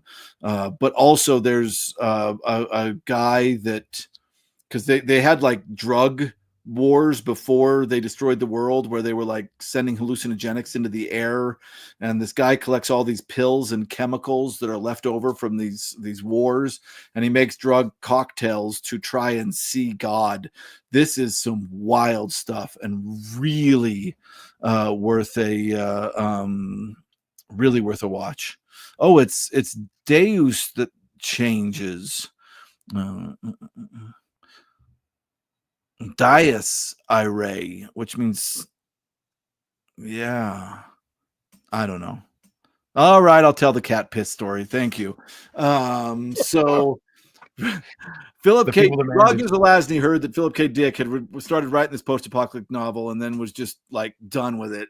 Philip K. Dick didn't care anymore, and he threw it aside. And then eventually Roger Zelazny heard about it, and Roger Zelazny wrote Dick and was like, yo, let me finish that story. Let's do it together. And Dick was like, okay. And then they got it and they worked on it. Days of Anger is what Dies Irae means. And then if you change Dies to Deus, it becomes God of Anger. So they worked on it a little bit back and forth, but they got an advance for it from the publishers. The publishers are like, you're going to do this? Great. Here's an advance. So they spent the money and then stopped working on the book. And Roger Zelazny kind of let the manuscript sit there. I think it was something like years, like 5 or 6 years, and his cat pissed on it. And so eventually they were like, hey, we paid you for this book. Where is it? And they both were like, shit. So they finished the book, and Roger Zelazny sent them a copy of the manuscript, and they were like, no, we're the publishers. We want the actual first manuscript. And he's like, you don't want this manuscript. It's you don't want it. And they were like, we must have this first manuscript. So he sent in the mail this warped, cat pissed on manuscript to the publishers. I hope that's the story you're talking about, Mecca. Right. How many more do you have? Yeah. The Deus Irae is a common motif in music used to symbolize oncoming death. It used in so many movies from The Shining to Star Wars, Nightmare Before Christmas, Disney movies, etc. Give it a listen. All right. Is that the Dies Irae or the Deus Irae? Big Hoagie. I think this is the first time we've seen Big Hoagie in here. Maybe. How you doing? What's up? I wonder if George R. R. Martin got a big fan advance for Winds of Winter. Is that the one he hasn't finished? I'm sure he did. Yeah. Because they know it'd sell. Gives a whole meaning to taking the piss. So I don't know if it was South Park or Family Guy or what, but I saw a small cartoon, or maybe it was just something somebody drew on Facebook. I don't know. But I saw a small cartoon of why George R. R. Martin is not finishing it. And it turns out like he's made a deal with the devil to write the greatest fantasy series of all time. But the stipulation is when he's done, the devil gets his soul. So he's holding off finishing it because he doesn't want the devil to take his soul. So that's why he's not finishing it, is to trick the devil. The music is also a big thing in black metal. A la dissection. Don't look it up. It is actually evil. Oh, a la dissection. The music is also a big thing in black metal, a la dissection. Yeah, I don't want to look up anything that has to do with dissection. Don't look it up. It's actually evil. Yeah, I know some of that black metal can go to places that, yeah. It's not into. It's cat piss stain, honestly. Oh, my gosh. All right, that's my cover. Should we do Virgil's? Sure, we can do one of mine. Oh, I just assumed. Wait. Yes. No. Didn't we just do two? I don't know. What did we do? I did mine, but that was a question that had images, and then we did a cover for you.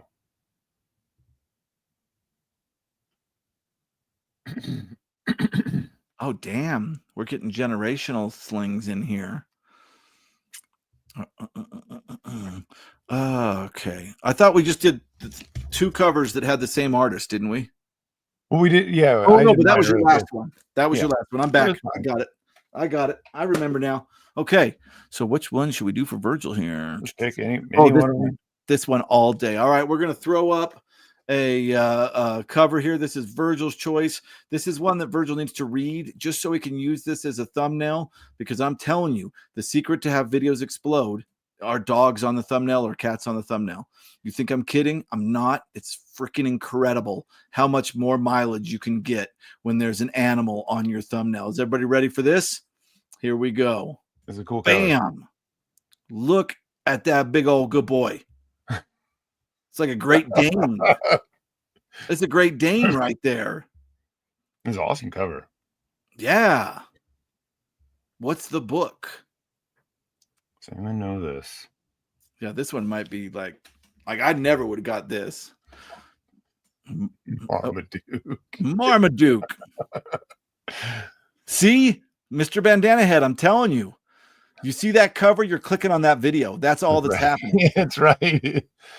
Yeah, these are A Boy and His Dog is a great guess. A great guess. That looks like it could be the Harlan Ellison cover right there.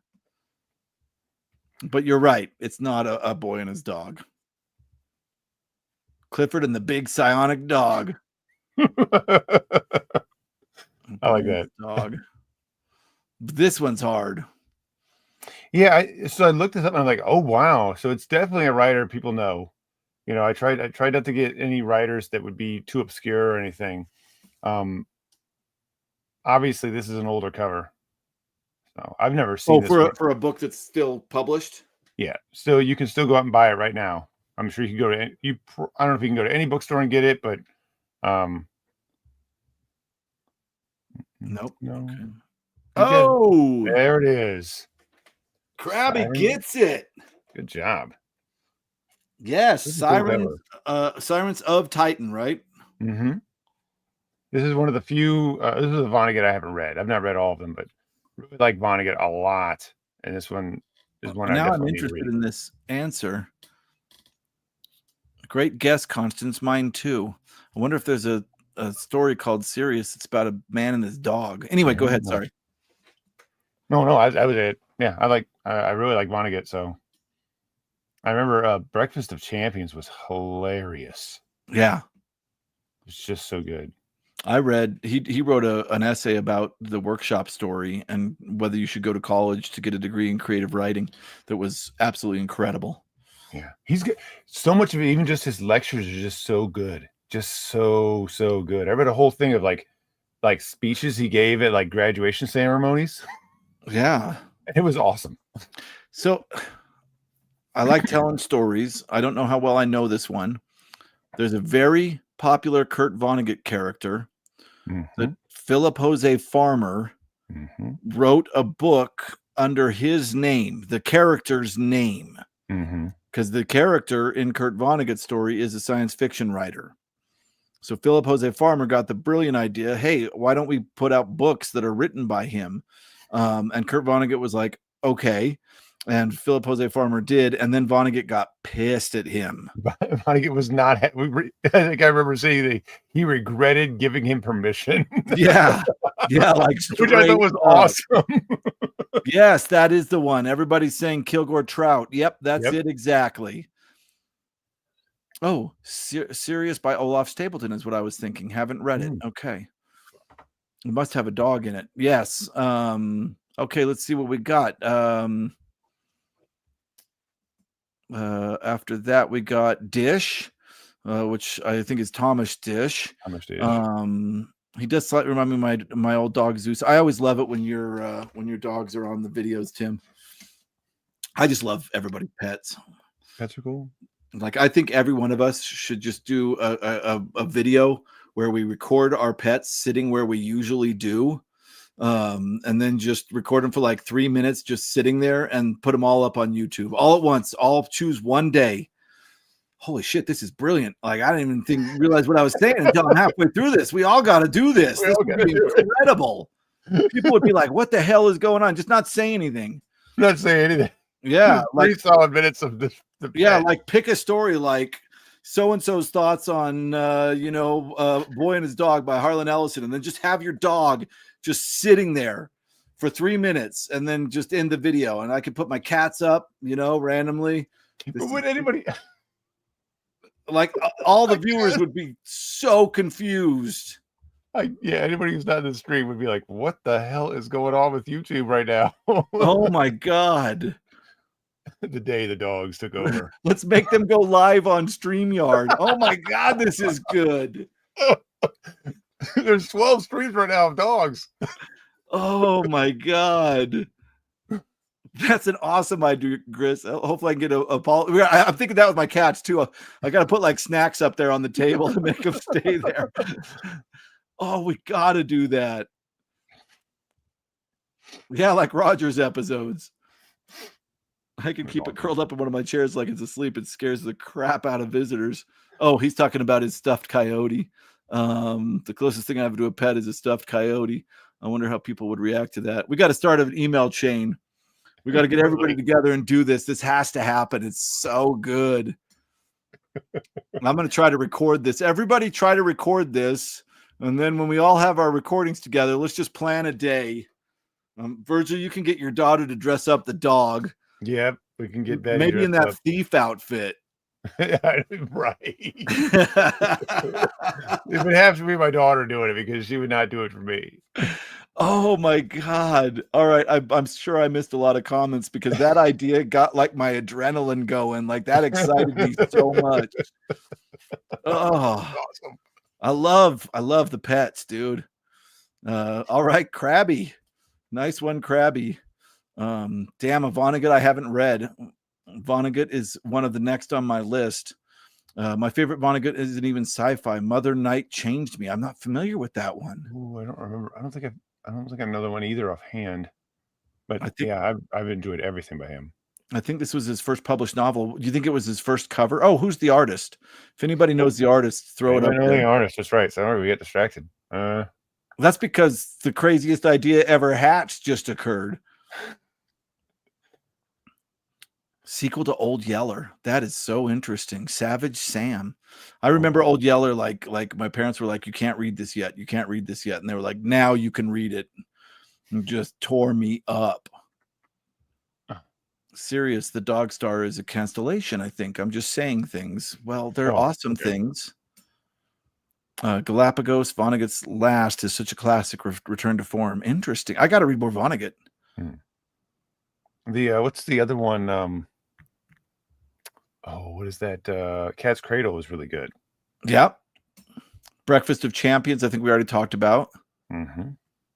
Yeah. Slaughterhouse 5 is amazing. So yeah. Yeah. Let's make them go live on StreamYard. Oh my God, it's so good. So many good ideas.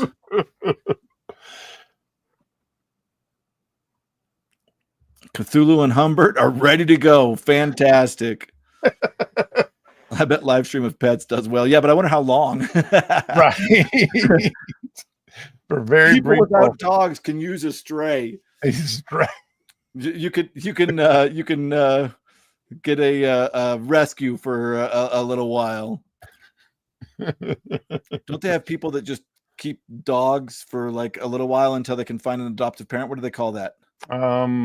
Oh yeah, I think it's just like fostering. Yeah, fostering. Richard, I love how your mind immediately went to Roger. I have an idea. I know that now I've forgotten his name. Who's Roger's friend? Michael K. Vaughn. I know Michael K. Vaughn doesn't watch these, but I have an idea for a live stream with Roger that I would love to discuss with Michael K. Vaughn.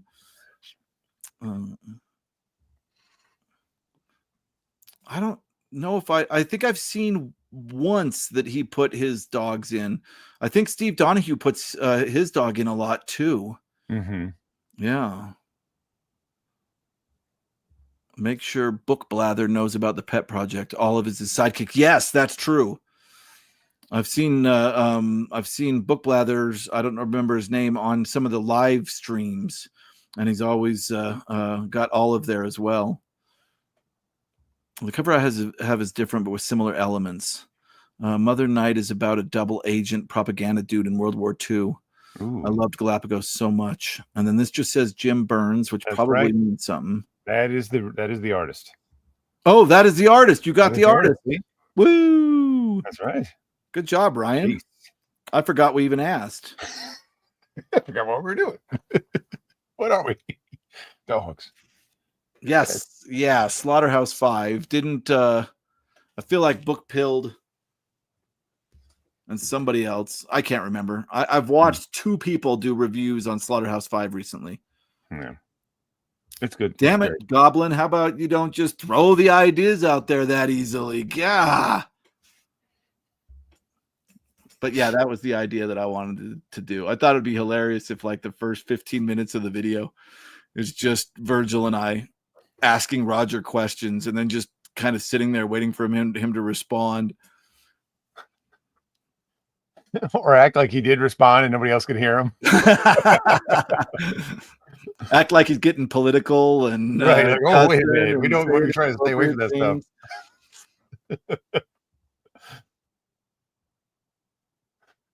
Not to say anything too soon, but I've been talking to Mike about Ebes. Ooh, oh, that'd be cool awesome. Too. All right, I'm going to leave it alone. I'm going to let you do your courting first. Yeah, we'll just let it be. Yeah, that would be super cool. Book Blather is Dave. Okay. The Japanese Tales from yesterday's stream with Jim was a beaut. Loved the noodle machine singing with Rita. Oh my God. That was a hell of an experience, man. And I'm not even kidding. Like, it took me like 3 months to reconstruct Rita in my head. And I didn't know how to get a copy of it. Like, it was note by note. That was very strange. All right. Yeah, that was a really fun live stream. Thank you so much for joining us, talking to Jim. That was great. It was awesome. Good night, gents. It's dad night time here up in it's dad night. Dead night time here up in Maine. Always a good time. Man, I want to see Maine. I've never been. I have like just this weird obsession with Maine, and it's not because of Stephen King. It's just generally seeing documentaries and people eating tons of crab. Like, I have all kinds of stereotypes about Maine that I would like to go see. Anyway, thanks for joining us and sleep well. The Emperor's New Mummy. Only the wise can hear him. I like that. Add a fourth person to a Karnak routine to channel Roger. That would be cool, Tim. Heck yeah. Maine is amazing. Go, go, go. Yeah, I know, Krabby, you recently went to Maine, right? Oh, wow, cool. You came over to the States and visited Maine, and I think you saw Stephen King's house, if I remember correctly. Sounds like a hell of a trip. Everybody say goodbye to this good boy right here. Bye. We're leaving.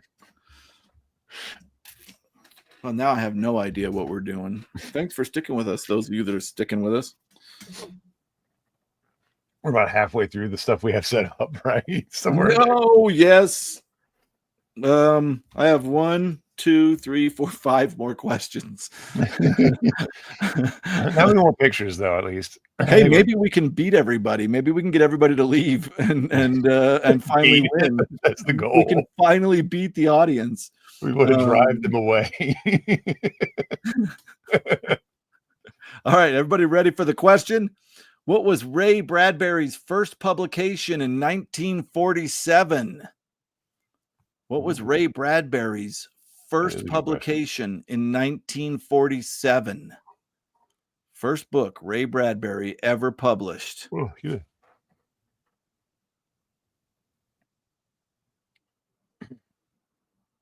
Dun, dun, dun. Curtis, I am also obsessed with Canada, so I could go for some Nova Scotia as well. I'll do both. I'll eat crab in Maine and in Nova Scotia. I'm not afraid. Yeah. Yes. Dandelion. Okay, so I Rocket. Nope. Dandelion Wine, great guess. Dark Carnival. Dark Carnival. Look at that. That's awesome. Here's the bonus question. Who published it? What was the publishing company? Ooh. These are bonus questions. Yeah, Dark Carnival. And Arkham House is correct from Andrea. So quick. That's quick. That's awesome. Yeah, I wish I could hold up a copy of the original Arkham House Dark Carnival right now, but I can't. But they recently redid it, and it's wonderful. I'm this far in. I've been doing every story. Actually, Jason, I was excited to get it. I got it. And then Jason was so excited to read it, he got it. And then he started reading each story and doing it on the channel. And when he left, I kind of kept going on. I got to come back to this. But yeah, it's really interesting because this is early Ray Bradbury when he was super hungry to be a writer. So he was like slaving over these, but it's all horror, very little science fiction. It is kind of weird tales, Ray Bradbury. Really, really worth a read. And I got this. This is a recently republished copy, and it's the only one I know of. Harper? Voyager? I don't know this publishing company. Are there lesser known stories? Yes, there are some stories. I think 4 total. I know that's not a lot. There are 4 stories that are not published anywhere else that he never republished. But these are also earlier forms of a lot of the stories that about half of these ended up in October Country, but edited and rewritten. So you're getting a lot of kind of earlier, rougher, scarier Ray Bradbury. It's worth the trip. It really is. A bunch of them were in Weird Tales. Heck yeah. Got a great story about Bradbury being plagiarized by EC Comics and sending them a letter episode in a couple of weeks. And I'm not going to ruin it because I love that story. His response to that and that letter was incredible. You guys make sure to watch that Vintage SF video coming up because it's awesome. Also, recently Vintage SF did the Zelazny book, Lord of Light. And I became obsessed when I was reading that story with the way it was used politically, it's really, really interesting. I told a story about it on my review of it, and Richard just did it and did a much better job than I did. Go watch his most recent video about Lord of Light. It's awesome. Also, I'm gonna get beat up in the chat here for this. Not my favorite Zelazny novel. I know it's everybody's favorite, but I think his earlier work blew Lord of Light out of the water, personally. Virgil, you're looking tired. You all right? I'm sorry, I'm okay. All right. You were zoning for a minute there. I was zoning. I was listening. I was in the zone. Chris is talking and lulling me to sleep. I'm going to keep an eye out for some Arkham House books at Pulp Fest. Hopefully the dealer won't fail. I wish me. I'd love to go, but not this year. Ah, maybe next year. I want to go so bad. It sounds so fun. I went back and forth on it, and it's just not. There's too much going on. I can't make it. It would be like stretching everything out and trying to jump through all kinds of hoops to try and make it, and it's just not. Yeah, pulling out the plane ticket would be my trouble. That'd be the worst part because it's pretty dang expensive. But I know Jake was like, "Dude, come sleep in my room," so I wouldn't have to pay for hotel. I'd let Jake cover all that easily. I'll just take one of them winter caterpillar sleeping bags, sleep on the floor. Oh, it's going to be so fun. You guys got to make videos. You got to make so many videos. It looks like it's going to be amazing. Next year, what we'll have to do is we'll have to get the Blackwater van out, and you'll swing by and pick me up, and then we'll go get Brian. Yes. We'll all just drive up there. We'll listen to some long ass horror novel on the way. Horror novel on the way there. Yeah. Yeah. Hopefully. Maybe we'll see. Every Arkham house, like I was into. Oh, let's see. Maybe Andrea can help me here. I want a book. I think it's called The Witch House by Evangeline Walton. And the way I came across I hope I'm saying her name right. The way I came across Evangeline Walton is in the Ballantine adult fantasy series, which was redoing all these old fantasies. It's some of the first reprints of some great fantasy. She retold, I think it's the Mabinogion in 4 books. All right. That's a better offer right there. Anyway, I just was like, I'm gonna look up this one, and I love the front cover from the Arkham House, and I was like, nobody's heard of this person. There's no way. And the book was like $300. I couldn't. No. I think if it has Arkham House on it, you're paying a lot. Yeah. Is the Homecoming an early one? I mean, it might be in here. Yes, the Homecoming is the first story in this. I love that story. Yeah. It's one of my absolute favorite. And I think stories ever. I think Jason broke it down. He read the one in the October Country and the one in this one, and broke down some of the differences. It was a really good video. Kind of like Something Wicked, not sci-fi, magical realism. This is straight up horror. This is Weird Tales horror. If you're asking about Dark Carnival, I will never thought about the dolls anymore in my life. Thank you guys. Bye. Are you sure? You might dream about them. You don't know. You never know. They might run across one now. Check his stories on the Suspense and Escape radio shows. Really, really well done. Interesting. Ooh. I couldn't get into Lord of Light at all. Found it super dated. I don't know if I found it dated. I found that I had to hyper focus. And this is not what I had to do when I was reading the Dying Earth. I had to super focus on going, okay, this is technology disguised as magic. So I had to make it look really cool in my head, but it's not a direction that I loved that Zelazny went into. I so much, I mean, if you guys have read his retelling of the creation of humans and the book of Genesis from the Bible, from the point of view of robots that are left over after all humanity dies, it's the greatest Zelazny ever written. It's incredible. The Dream Master is the most mind-bending stuff ever. And the more that he kind of falls towards this fantasy stuff is not as exciting for me. Now, that being said, I have not read Amber, and I'm going to, and I will. And who am I? I mean, there's an interview with him where he literally says one of these Amber books. It was from the later Amber books, not the first 5, but the second 5. He said, I needed to buy my house. So that's that Amber book right there. That's my house.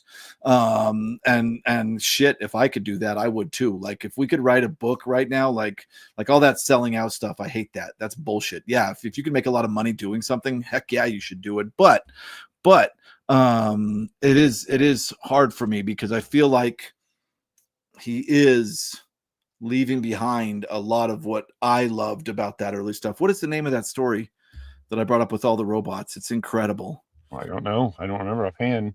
Yeah, it's really good. Y'all, I've never heard you talk about it before, but I just can't remember it. I'm going to vlog my whole trip so you guys won't miss out too much. Fantastic. Okay.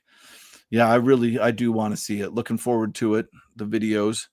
I only have one Arkham by Derelith, and I bet that was a pretty penny. Seriously. Yeah. Me too. It was the first short story I ever read. I think I was 9. Oh, talking about Homecoming, I think. Oh, Homecoming. And then Amma Ninja, which is a really cool name, and I think this is the first time we've seen Amma Ninja in the chat here. Welcome. That sounds awesome. I don't know. I said a lot of things real rapid fire there, so whatever it is, you should read it. It's right. Talking about Amber. Yeah, I've not read Amber either. I've always heard about it. Never. I mean, I always think a lot of people like it. So. Yeah. For a breath, I tarry. Thank you. Yeah, if you guys want to, and I mean, it is.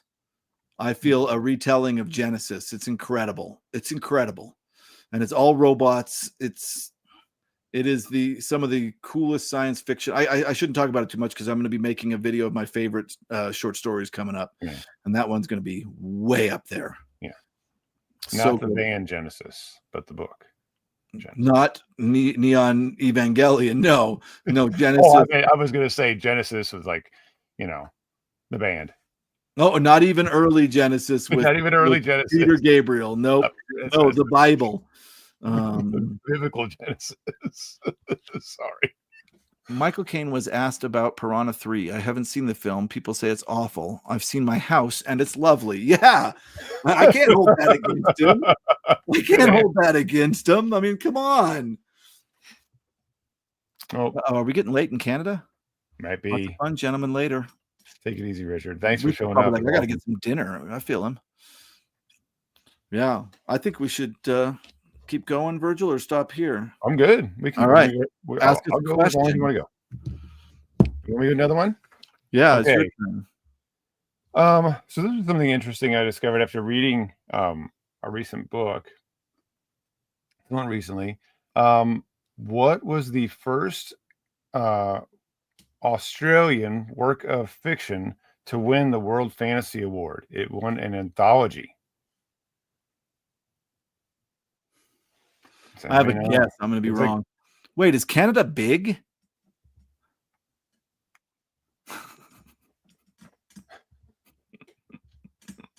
Isn't like that? No, I guess I don't even know.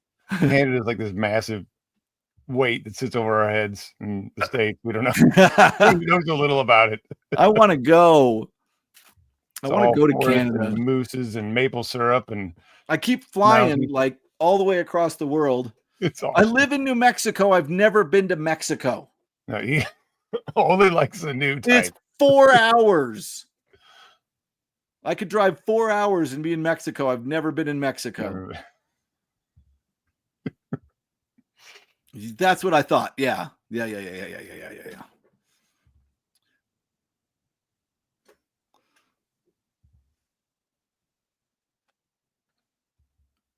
Mad Max. A great answer. Mad Max did not win the World Fantasy Award that I'm aware of. Yeah. Something by Atwood. Australian? It's an anthology, I should point out. If I thought I said that, but maybe I didn't make it clear. Say it again. It was an anthology. Oh, shit. It's not one writer? It was the first work of Australian fiction to win the World Fantasy Award. The first book. So this is a super famous Australian anthology that won a fantasy award. So it's fantasy. Mm-hmm. Interesting. I don't know the answer to this, guys. So I'm I don't with know. you. Yeah, it's all right. So maybe I didn't make that clear. So so if we know the name and then if we know the editors. So how about this? Can you tell us some of the contributors? Oh, that would be great if I had that book in front of me, but I don't. So Oh damn. Damn. Sorry. I could, if you wanted to listen to me type for a second, I'd be like, No, that's all right. I would That's imagine. I think it's mostly Australian writers. Interesting. This sounds like an anthology we should all grab. Yeah, it looks actually super good. The only reason I know about Vegemite is because of that song, Down Under. Like, isn't that how all of us learned about Australians when we were living in the 80s? Pretty That's much. terrible. There's that and Crocodile Dundee. Yeah, Crocodile Dundee. All the lore came from that. Yeah. Yeah. Like, where's Deb when we need her? I really wish Deb was here. I don't know what time it is. Wolverine. Oh, yeah, we don't know, dude. Oh, okay. All right. So, fair enough. So the anthology is called Dreaming Down Under. Dreaming Down Under. And the editor was Jack Dan and his wife at the time, Janine Webb. This is just awesome information. Yeah. Because I've never read any that I know of Australian science fiction or fantasy. You've probably seen a book edited by Jack Dan before and just didn't know it. You've probably seen copies of his stuff. He's a huge editor. Also a sci-fi writer in his own right. Who's noted. I have a follow-up question. Good. Sort of. What was the first sci-fi anthology to be on the front page of the New York Times Book Review? I'm gonna let people guess, and then I'm gonna make a guess. This is also a Jack Dan. I'm gonna give that away because it's related, right? Damn it! We're looking for the title of it. You're looking for the title. No, the one I have was edited by Silverberg. That's probably, yeah. So it was. We got us some tumbleweeds out here. I could go outside right now, grab a tumbleweed, bring it in here, and throw it across the screen. It would not be hard.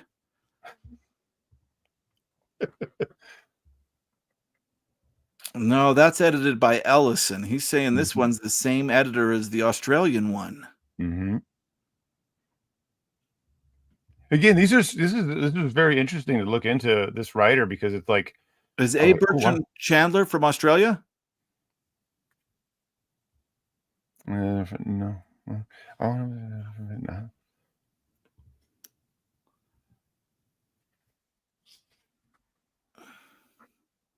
Don't even know what any of that is, but it sounds fun. Damn it, Virgil. Sorry. Okay, yeah. So this is like deeper lore. I think maybe somebody from Australia would know this stuff, but this was kind of like kind of a big deal, I guess. In the Field of Fire is the name of the anthology, and it was science fiction and fantasy stories that related to the horrors of Vietnam War. Oh, which might, and I think it was from the 80s, which might answer Constance's question. Why was it? I don't know if it was on the cover. It said it was on the front page. Was what it said. Oh, and I wonder if I don't know if that means it was on the cover as well. Yeah, but I guess that maybe it does. Maybe it's the same. Maybe I'm splitting hairs. I don't know. Yeah, I think a tumbleweed. I think Jake is saying he could also easily get a tumbleweed. I believe. I don't know how. I don't know. I think of Texas as exactly like New Mexico, which I don't think is true. I think part of Texas is like New Mexico, but then it gets different, and I don't know what part Jake's in. I wrote a story about a tumbleweed. Do you know how it was just real weird it would be to mail you a tumbleweed? Like, seriously. What is the size? Yeah, the size would be big, but like they could just like huck that box all around. And if I flattened it, like I could send you a smashed tumbleweed. But I feel like feel like that would be bad for wherever I sent that to, because those tumbleweeds, they're all seeds.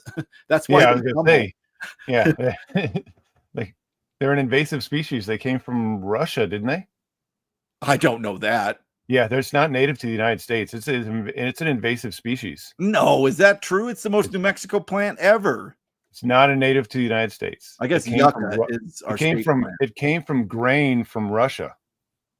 Tumbleweeds did. Mm-hmm.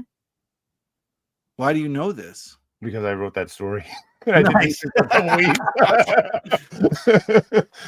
My daughter was all Not that excited. it played into the story at all, but My daughter was all excited and came up and was like, "There's a Pokemon based on a tumbleweed," and sure enough, there's a Pokemon based on a tumbleweed. I'm starting to feel like Ghost Readers in the Sky is real close to me. Did you say Arizona last time? I think that's what you said. Well, that makes No sense. tumbleweeds. No tumbleweeds for Jake. None for me, unless they're imported. Yeah. They're a problem to get rid of. Oh my God. So here's the problem. We've got a couple ladies in New York that I think are dead now. Now it's in the state. We've got an empty lot right in front of my house here, and nobody takes care of it. And it just, all of them grow, and then they do their separation thing, and then they all blow straight into my yard. Like every one of them. And the city every once in a while is like, comes and cleans them up, which is like super cool of them, but they pile them all right in front of the lot across from my driveway, and they all blow in. You guys had Mastermind in the US? I don't know what that is. Mastermind. Oh, there are some Mastermind level questions, to be honest. Oh, yeah. I thought I was doing easy stuff. I just thought, well, this is what came up. It was what I was looking at. I'm like, these might be tough, but I didn't know how intense it would get, because sometimes you get people in the chat and you're like, good grief. Yeah. Yeah, I thought half of these people would just be like, bleh, and just say it. So I'm trying to remember when it came over. Right, Constance? Yeah, it's misleading. Do you want to know what's really misleading and really pissed me off? New Mexico is becoming kind of a mini Hollywood. Like all the studios are coming down here. And they did this thing where they were trying to name what they were going to call it. And I think they called it Chiliwood, because we're known for our red chili out here, or our green chili, or whatever chili. Virgil looks super frozen. Sorry, I'm sorry. I was looking at I was trying to read and listen. Oh, wow. You can hold real still. They should have called it Tumblewood. It's like the perfect name. It's right there. Instead of tumbleweed, Tumblewood. It's said to have arrived in the United States in shipments of flax seeds to South Dakota, perhaps around 1870. Yeah, so it was from grain that was shipped out of state. I am so shocked. The sentence, tumbleweeds are an invasive species, was not something I thought I'd hear today. This cold medicine is whack. Oh, you're in Idaho. All right. So closer to Utah. Well, we just mentioned something, and I was like, oh, I had a thing to say about that thing too, but that's okay. A thing about the thing? I don't know what it was. We said something about it. Ooh, I had another little anecdote. I'm in the jungle in Sumatra. Tumbleweeds. Okay. Damn. I don't even think I can point to that on a map. I'm terrible at geography, but that is incredible. That's awesome. The jungle in Sumatra. No, I'm going to be looking that up after this.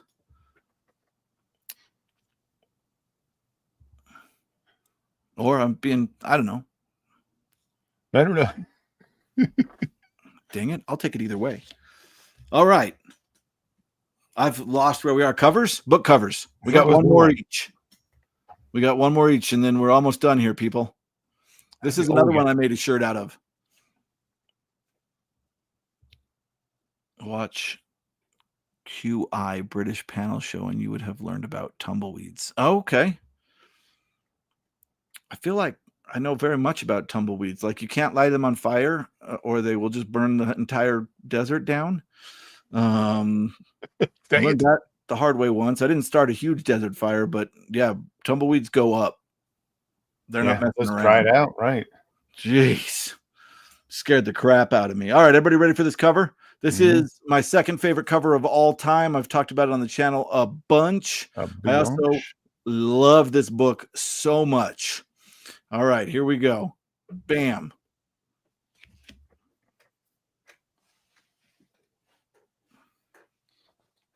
Damn it. Next time I go live, I'm going to bring some tumbleweeds, set them right here. So when it's really quiet, I can just put a tumbleweed across. Tumbleweed right through there. Curtis, I think, is winning tonight. Curtis on fire. Yeah. Yeah. Straight up. We Have Always Lived in the Castle by Shirley Jackson. I freaking love this book. I love Shirley Jackson. Yeah. She's one of my favorites. Oh, I'm surprised you stayed up this late with us, Krabby. Thank you so much. Yes, thank you. Because I'm assuming it's 2 or whatever. We've always lived in the castle. Absolutely. Tim, you are on it as well. 8:30 a.m. Cold medicine's working for you. I want to keep taking it. Yes, Shirley Jackson. That's it exactly. You guys have to type so fast. Oh, is the folio cool? Ooh. I've never seen it. I'm just so taken with this this painting. Anybody know who did this painting? Ah, Curtis has looked longingly at this edition of the book and wants it.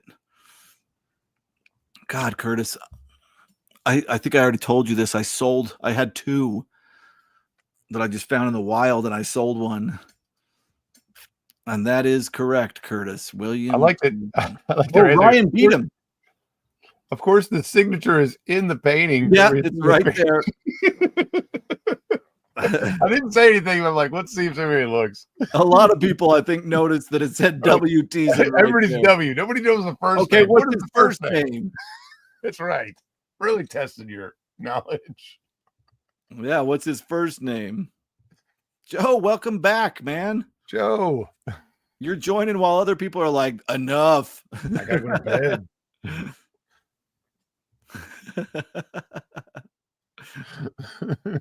Wacky Sax Teasin. Who is W. Teasin? He is the artist who drew this wonderful picture that graced the cover of We Have Always Lived in the Castle by Shirley Jackson. Yes, William is correct. William is correct. Awesome. William Teasin. Now, here's my story, because I got a story for every one of these things. I'm sorry, I'll make this one quick. This art was, of course, very well received. Everybody loved it. The book was great. Later, I think it was Bava made a movie called Shock, or he produced, Mario Bava produced or made the movie Shock. And William Teasin reused this piece. Yes, there is a knife in the alternate version. It's a box cutter. So they took away the ears of the board. I'm touching it with my mouse here, and you guys can't see my mouse, so that's just ridiculous. But if you look, it looks like she has 2 ears. Those are just pieces of that broken fence. They took that off, and he took out the sprig of plant from her hand and put a box cutter in it and called it Shock. So this piece of art was used twice, and it was amazing both times. I don't know what else William Teasin has done, but I mean, this is again somebody that really understood the assignment. I really think he read the book, because that is incredible. I forgot the protagonist's name. Does everybody remember the protagonist's name right off the top of their head? Oh, bonus question. It has something to do with cat. All I got is the damn Hunger Games Katniss stuck in my head. What the hell was anyway, this is exactly how I imagined she would be. Really wonderful. Done. Yeah, it's a beautiful painting. I would think that this is better than I don't remember what the other one quite looks like, but I think this is probably better. I like this one better than the other one. Okay. Oh, I got 0 from 10. My race is run. Thanks. Good show. Yeah, I'm gonna have to work on making slightly easier questions next Right. time. We never done this before, so it's always kind of like, how is this? Thanks for showing up, by the way, Booktuber. Yes. Yeah, I the only other person I've seen doing this was Jimmy does this on the radio show where he puts up pictures and you have to guess the movie, and people are so freaking fast. I mean, I when Richard said I can't type fast enough, I feel for him, because that is like sometimes I'll try to anticipate what he's going to put up and type in already an answer and hope it's the one he puts up, because people are so fast. But yeah, I think we'll have to make some slightly easier ones. I think we're going to do this again. I love the idea.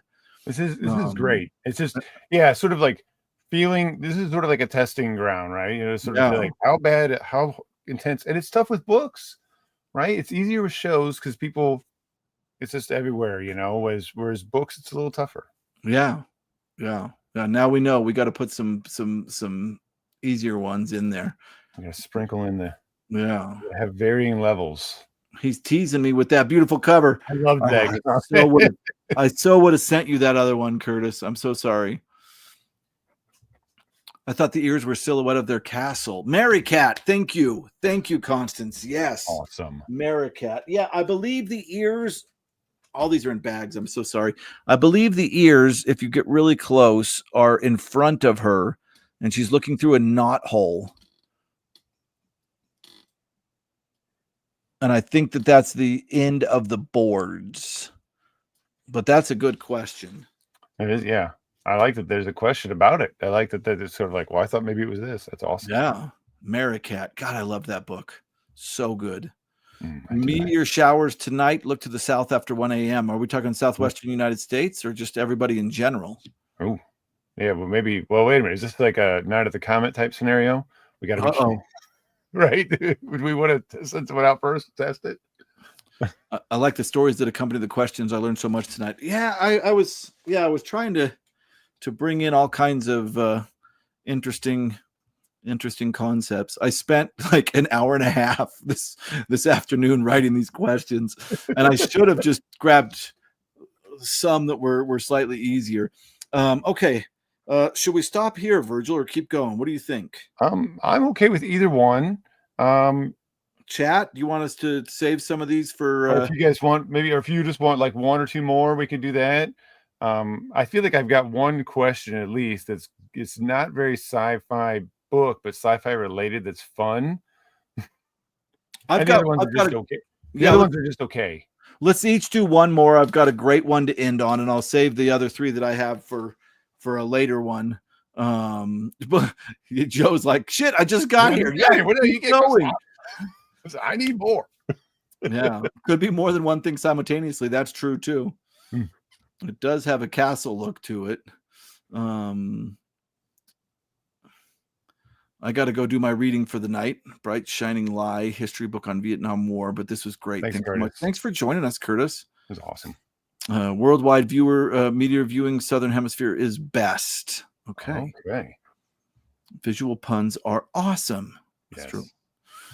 All right, we'll do one more, and I can't remember who. I just did one. So, oh no, we haven't. We got to do Virgil's other cover. You want to do a cover?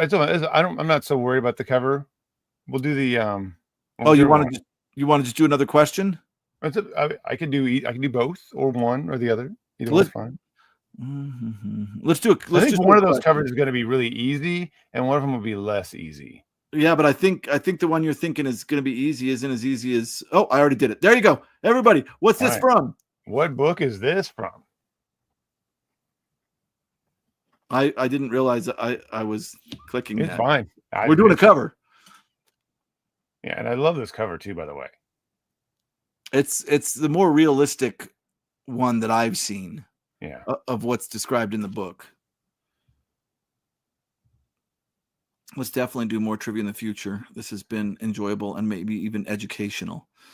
Yeah, thank you. I appreciate that. Was kind of what I was going for. Yeah. Next time, I think I need to vary the level a little bit. And it's great that we have these little back and forth stories. Close. Of course, by saying close, I'm also telling you what the answer is. Yeah. Type, Tim. Type. Tim, get those cough medicine. cough medicine is slowing me down.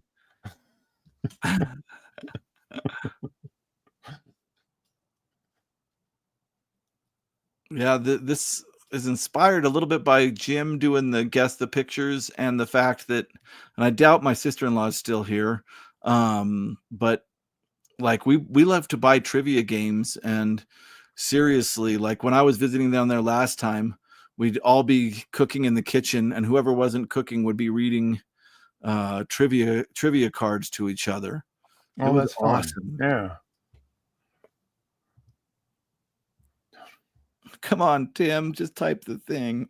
Tim, Yeah, no, you're almost there. Yeah, we're losing him. We're losing him. We're losing Tim. It's only been 2.5 hours of this. Take another dose. The River Wild starring Kevin Bacon. Kevin Bacon. Okay, damn it. We are going to have to do a few easier ones next time. I guess so.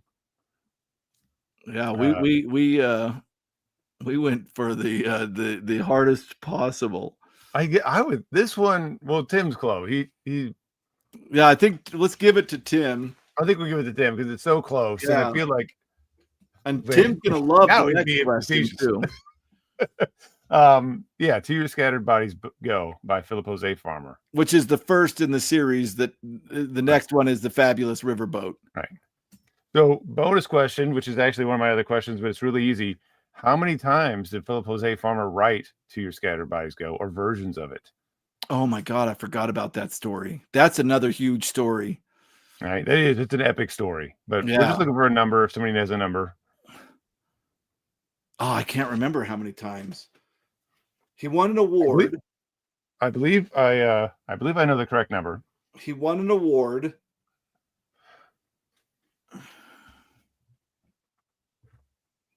And then it was his first published. Yeah, it's easy to remember that this is Riverworld, but yeah, the title To Your Scattered Bodies Go. Yeah. Yeah, that's true, Tim. I didn't realize we both asked questions about To Your Scattered Bodies Go. That's a good answer. It's not right, but it's a good answer. Is that right? I don't think it's right, but I could be. I'm not saying that I'm the expert either. Because it's a long story's epic. I think I broke it down in my deep reading. That story's insane. So how many times was it? I think it's 3. So he won an award, and he wrote this story and won an award, got a ton of money for the time, like a huge amount of, like a huge prize. And he wasn't even really a writer at that point. No, it was like the first thing he wrote. Was trying to be a writer, waiting for this check to come in. It never came in, and the story never got published, and it was lost. Oh, so we don't even know. There's no record of what that story, what he wrote. So then he gave up being a writer and went back into became a technical writer, I think, or something. I think he wrote it again, and that one, a copy of it got lost. It was later found in somebody's garage. Yeah.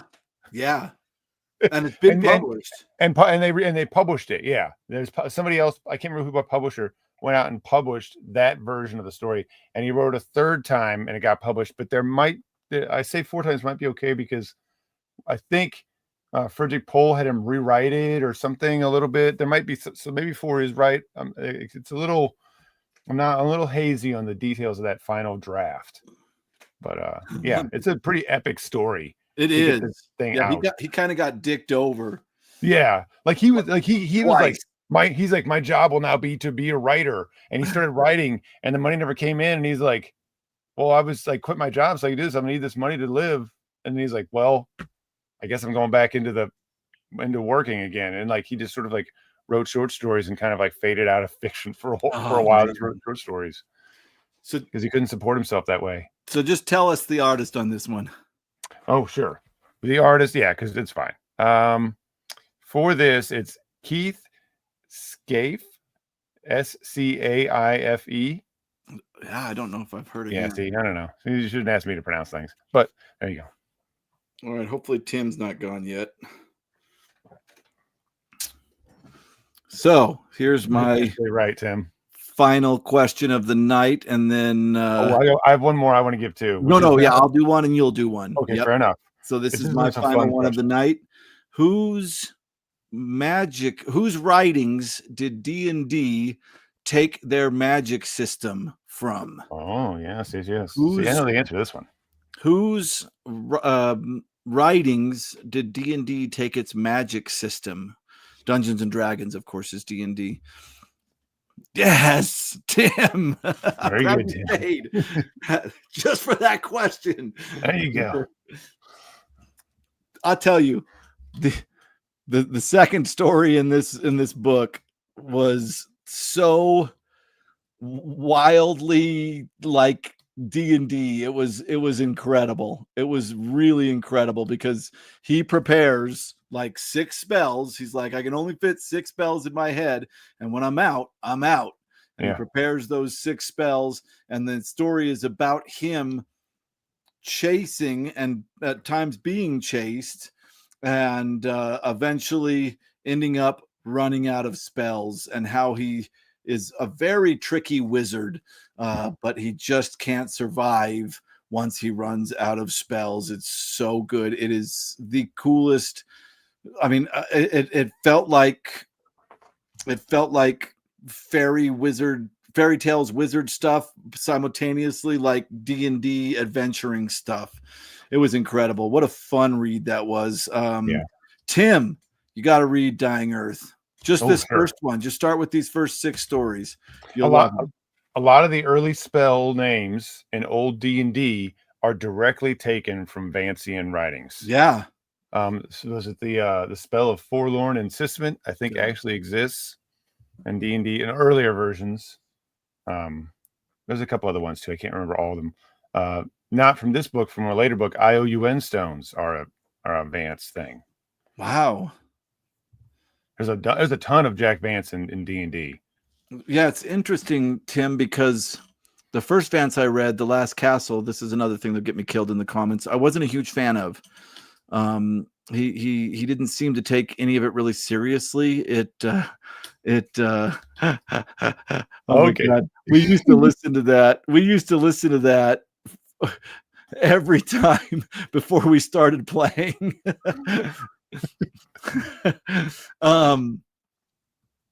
Yeah, I felt like it was supposed to be comedy. And I'll be the first to admit that I am deficient in enjoying humor in my books. I am. I don't know why. I don't. I love watching comedy on the TV. I love making jokes with my friends. But when I read, when people are trying to be funny, I don't love it. Tim, I'm interested in your thoughts on it. That's really cool. I wish you would have started with Dying Earth. I wish I would have started with Dying Earth. Yeah, it is wonky. It's good. I mean, it won a Hugo and a freaking Nebula. It did great, but it wasn't for me. But the Dying Earth, like I get why people are talking about Vance now. Yes, Constance, this is a fix-up novel by Jack Vance. It was written in 1950. The stories were written in 1940s while he was in the Merchant Marines. And some people, well, no, I think a lot of people agreed. To me, they seemed like so it's about they're on planet Earth when planet Earth is about to die because the sun's going out. It's at the end of the sun's life. So of course it's also at the end of the Earth's life. And they some of them they're very sword and sorcery-esque, more wizards than swords, but more sorcery than swords. But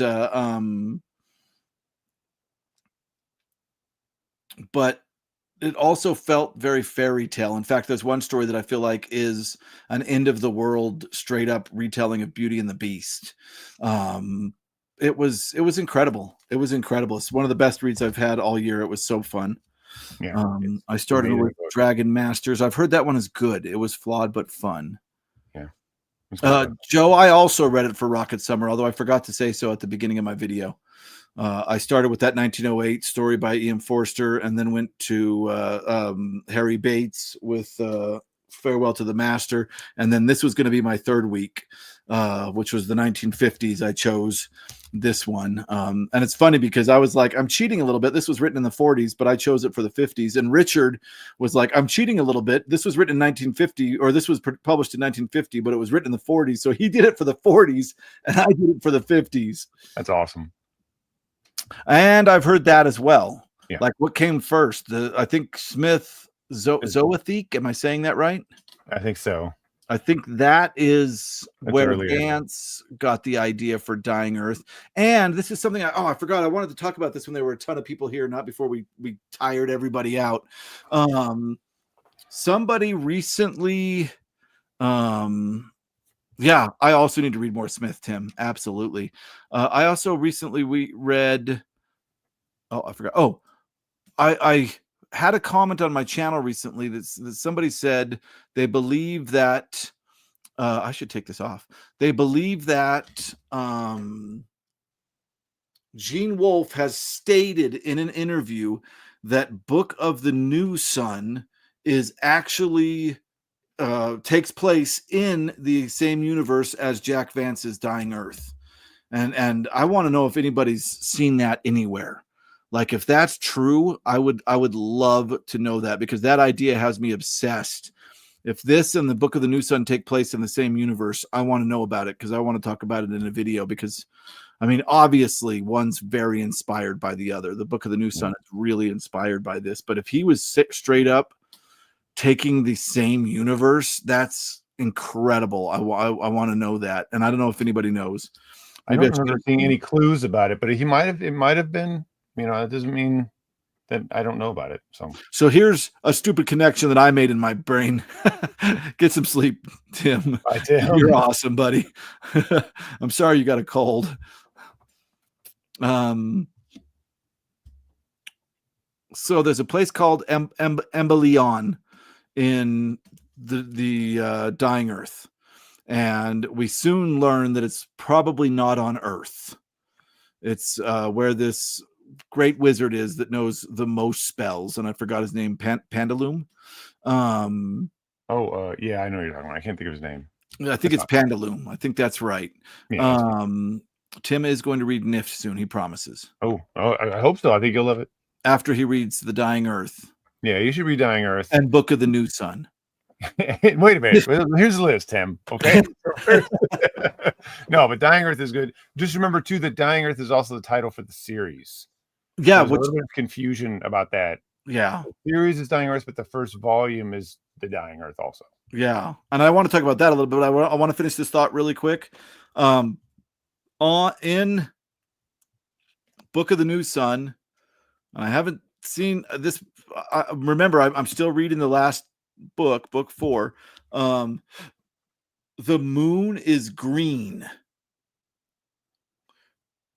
And I think he only talks about it in the first book, maybe the second. The moon is green, and Severian imagines it's green because it's covered in grasslands. So the minute somebody commented and said that Gene Wolfe has stated that it takes place in the same, I'm like, is that Embellion or whatever? Is it on the moon? And I don't know. I'm going crazy. No, it could be. I don't remember. I'm going crazy with these ideas. It's fun though, isn't it? I mean, I love tracing that idea as it evolves. It's so great. Oh, that was a mistype, by the way. I'm with you losers to the end. Well, we're almost done. We almost made it. You're gonna like this weird fact I've got for this weird quiz fact I've got. Yeah. What did you say before that? Oh, yes. So I think he wanted to call this Mazaran the Wizard. Marazan the Wizard is what he originally wanted to title it. And then they said, no, title it The Dying Earth. And in my opinion, they were right. That's a much better title. Also, Marazan is this random wizard in here that's a total asshole that only has one story. So it makes no sense to call this, in my opinion. But I mean, Vance is the genius, not me. But you're right. Like, a lot of people were like, it seems like you only read one book of The Dying Earth. And I'm like, I did. I only read the first book, which is called The Dying Earth. So it did get some confusion. And Grammaticus was like, that Dying Earth is so repetitive. He said it got so repetitive I couldn't handle it anymore. So as I was reading this, I was like, this isn't repetitive at all. I think Grammaticus is saying if you read all 4 of the books in a row, it gets repetitive. I think you should give him some space, let him breathe. Yeah. I think, what was it? Somebody said about another writer that you should take. Well, he said about short stories. You should take 1 or 2 before bed, like a vitamin. Harlan Ellison. Like it was Bradbury, and he was talking about Avram Davidson. Oh, interesting. He said you should read 1 or 2 of these stories before bed, but like vitamins, too many might be too intense. Yeah. So I love that quote. In the comments, I guess F, if that's an F. I almost finished God Emperor Doom right now. Why can't I enjoy sci-fi besides Dune?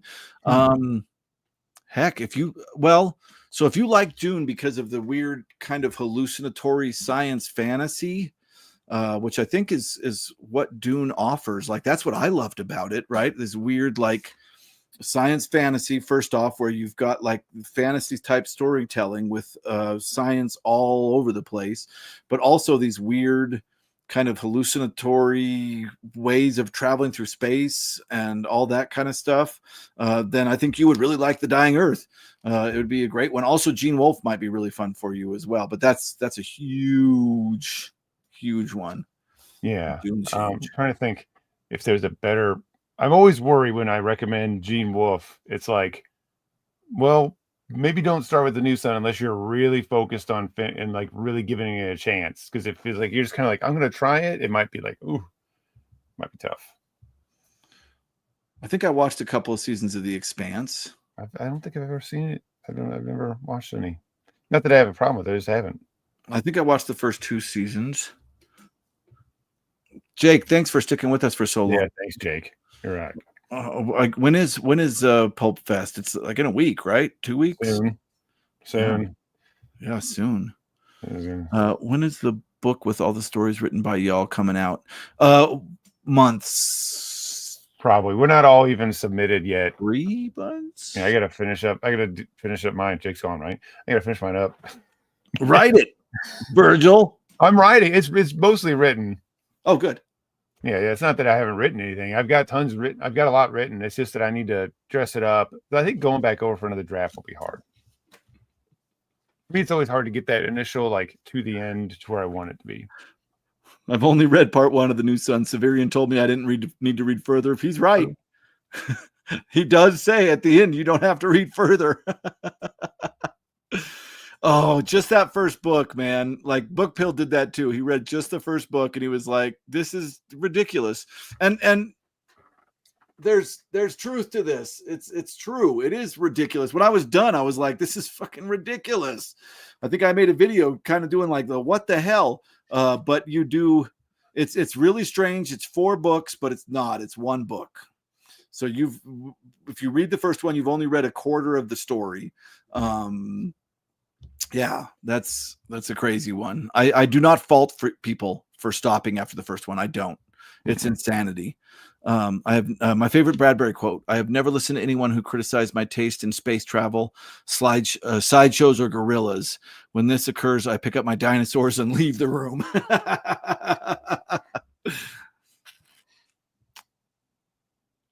I love Dune because of the political aspects. It's fascinating to hear Frank Herbert's thoughts on long-term societal manipulation, if that makes sense. So it does make sense. I'm not a huge fan of that particular aspect of science fiction writing, but if I were to recommend, what I think of, if you like the political aspects, you would love Asimov's Foundation series, right? I think that might be a good choice. Or actually, I just talked about it, but maybe those Peter Hamilton Commonwealth Saga books. Pandora's Stars, the first one. That one's got good politics in it. It's a lot of like politics. It's like science. It's like all different varieties of sci-fi, all blended seamlessly together. It's a massive book, but it is actually good. Huh. Okay, so there you I go. can't tell because of how long it is. That's the only thing. Yeah, But it's yeah, good. It's yeah. only When 2 I think volumes, of, but they're both massive. there's a word I'm thinking of, not politics, but what do you call it when there's all kinds of like intrigue, political intrigue? Yeah, Foundation is a ton of political intrigue, and Dune is a ton of that as well. Yeah, not as much political intrigue, but definitely. Well, I don't know. There's some interesting stuff going on, but I've only read the first half of that story. But Oh, you're yeah, talking about the Pandora Star. Pandora Star, yeah. Yeah, I need to reread the Foundation stuff. I haven't read that in a long time. It's undue. The greatest thing I ever heard about Foundation, and it's hard to talk shit because this is freaking Isaac Asimov, right? Like the king of the golden age. But my buddy's a huge Isaac Asimov fan, like has 2 or 3 bookshelves full of all of his science writing and all of his fiction. Oh, awesome. And he watched the TV show, and I asked him, I was like, oh shit, I've been wanting to watch that. How is that? And he said, the TV show is exactly as boring as the source material. That's funny. But it looked like a lot of political intrigue to me. Yeah. I thought The Expanse was great and stunning to look at. Yeah, absolutely. What book? Oh, who is it? Who wrote The Expanse? I feel like it's a C. Robert. Somebody wrote the book. Corey, is that right? Yeah.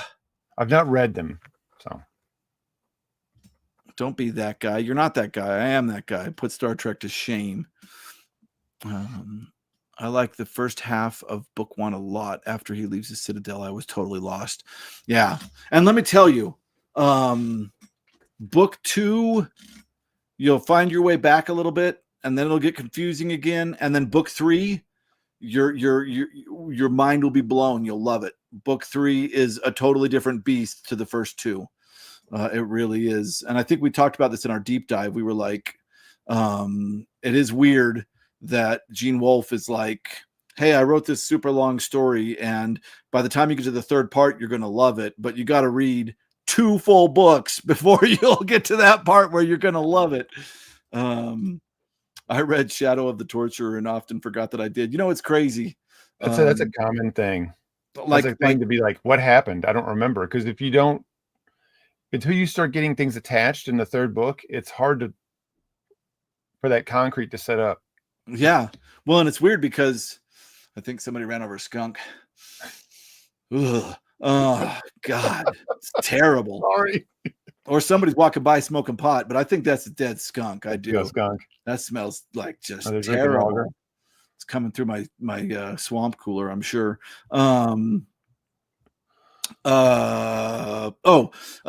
really truly, like, when I'm done with Autark, I know I got to read Earth of the New Sun, but I really want to flip back to the first page of Shadow of the Torturer and start over. Like everybody says, the second reading, yeah. Dune and Foundation, yep, good, okay, perfect. Yeah, added to his list, great. Let's see. If I don't read Futurological Congress like I promised, Chris is going to get me after school. You got to stick through the first part. The second part is where that thing explodes. It's so good. Our collaboration book. So Jake put together this idea of having all of the sci-fi booktubers in our corner, or fantasy booktubers, write stories, because a lot of us, our writers, are used to be writers. So we're going to release a book of our stuff, of stuff we've written. Sorry, that's me. I'm zooted. I don't know what that means. I'd like to hear y'all discuss the Wizard by Wolf. Wizard Knight. Oh, interesting. The Wizard Knight in fairy tales, which is Chris's wheelhouse, or there are Doors by Wolf, which is about mental health. What's the Wizard's one called? Wizard Knight? There's 2 books. The series is called the Wizard Knight series. The first book is called The Knight, and the second book is called The Wizard. Let me look at my shelf really quick. Yeah. Tell us. These are more recent. These are post like 2008, 10, something. Huh. Maybe not that late. Maybe a little earlier. 2000s. I've got hardbacks over there, but I'm not going over there because it's like all I have is Latro in the Mist. Yeah, that's older stuff. There's a sequel that's more recent. The only thing I remember about the end of Torture was flower spears and a lady with big bazungas. Yep, you got it. You picked up everything you need to pick up. You're hitting the. Never mind. Except for mine, Constance. I Oh, haven't not written true. in years. Not true. And Jake, I love this. I want this to be my quote right before the story in the book. Jake responded to my story and said, Chris, I love this. And it doesn't answer any questions.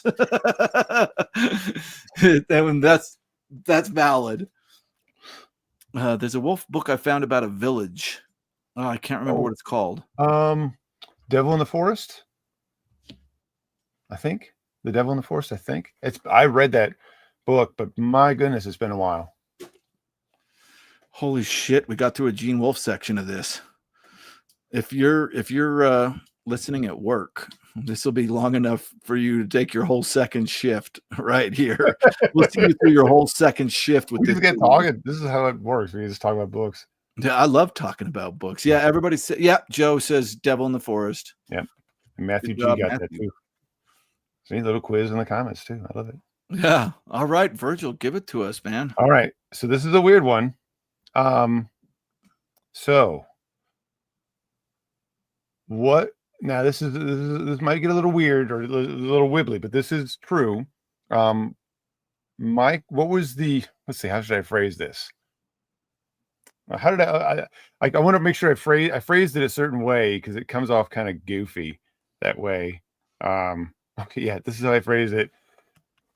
What was the first animal to be microwaved and why?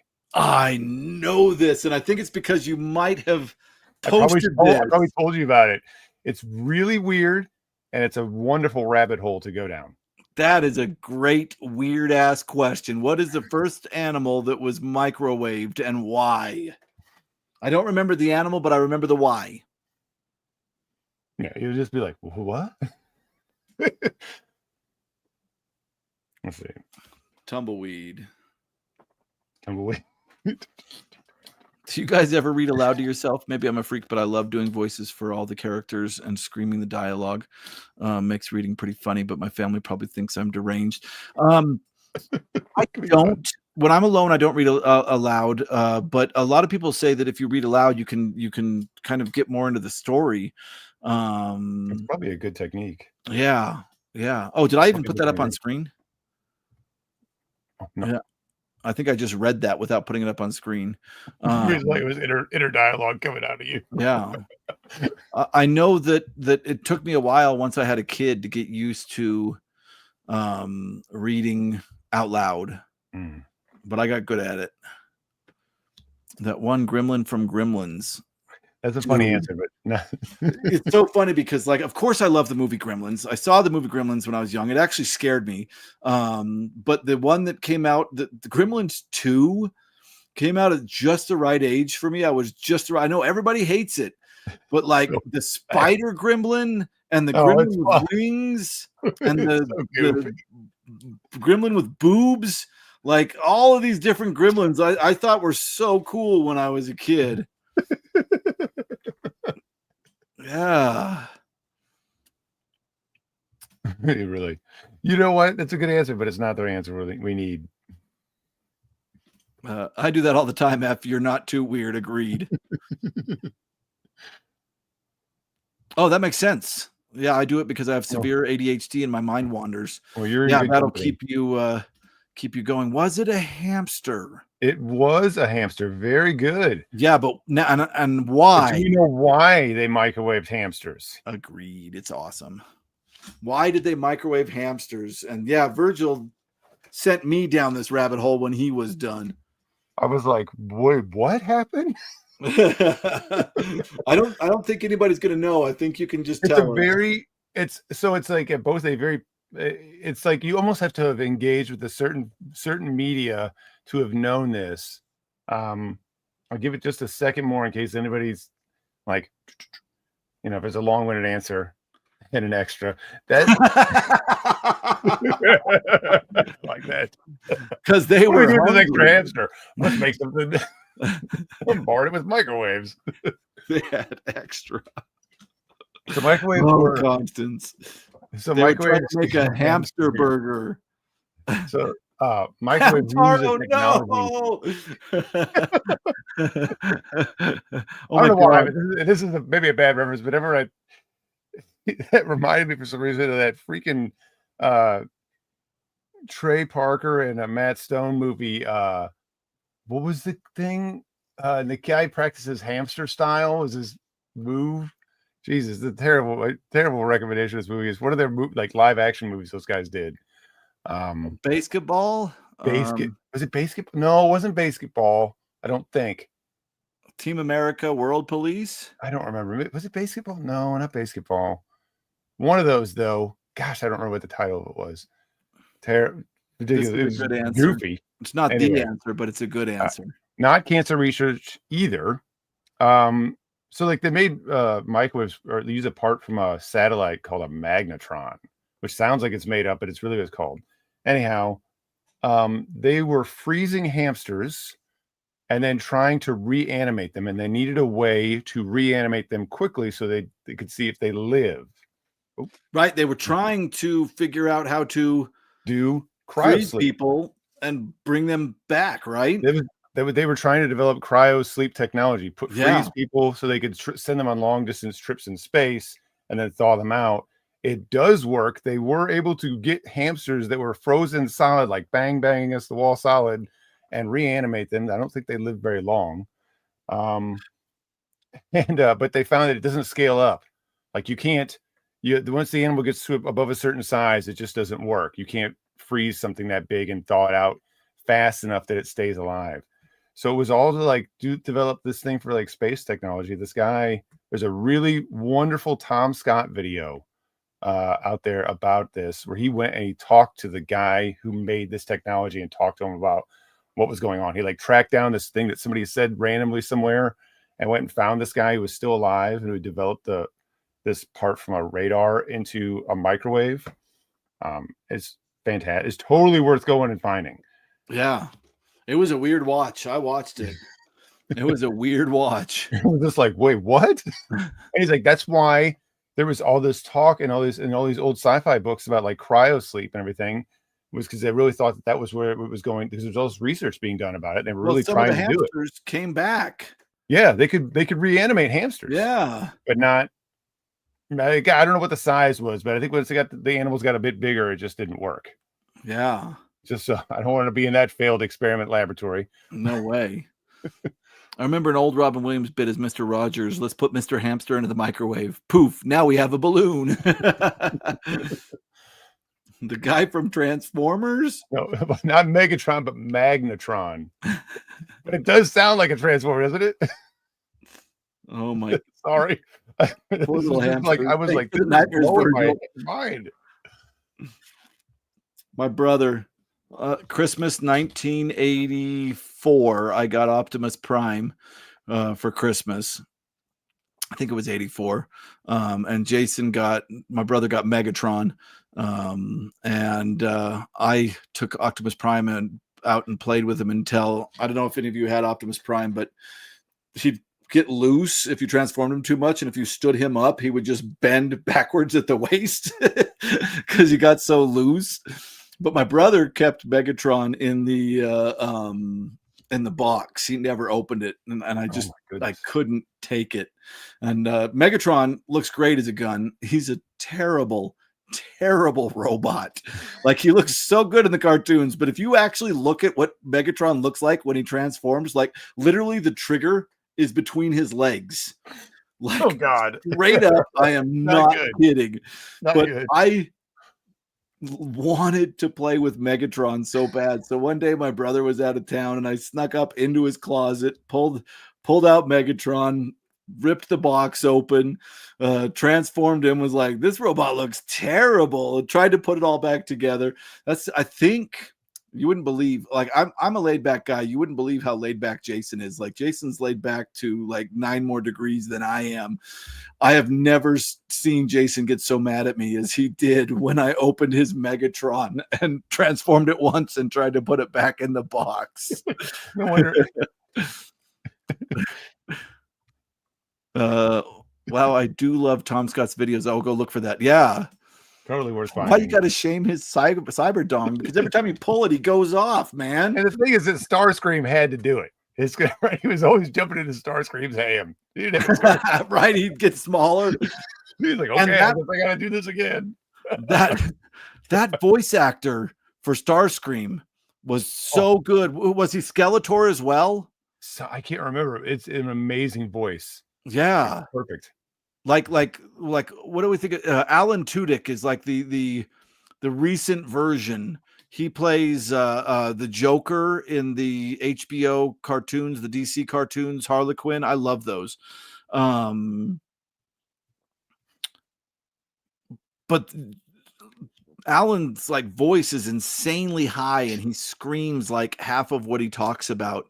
And this Starscream guy had that same, like I just can hear him saying, but Megatron in my head, and it's so loud. What was it? Cobra Commander. Yes. Yeah. Which is another thing. I love G.I. Joe stuff growing up. Just absolutely loved it. Me too. Love me some G.I. Joes. Me too. Still like watching it.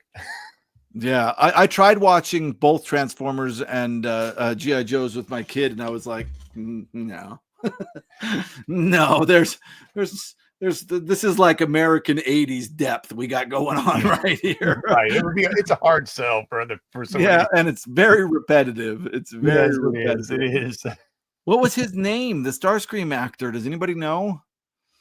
He was so good. I think he passed away. Yeah, he was amazing. Yeah. Yeah, seriously. I also loved He-Man.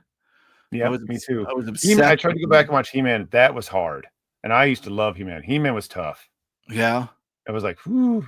It's like, okay. And it's like, oh, here's some of the lesson. And my kids were like, what is this, Dad? I'm like, I'm like, listen, it was a different time. There's somebody took the old G.I. Joe lessons at the end on YouTube, like early YouTube.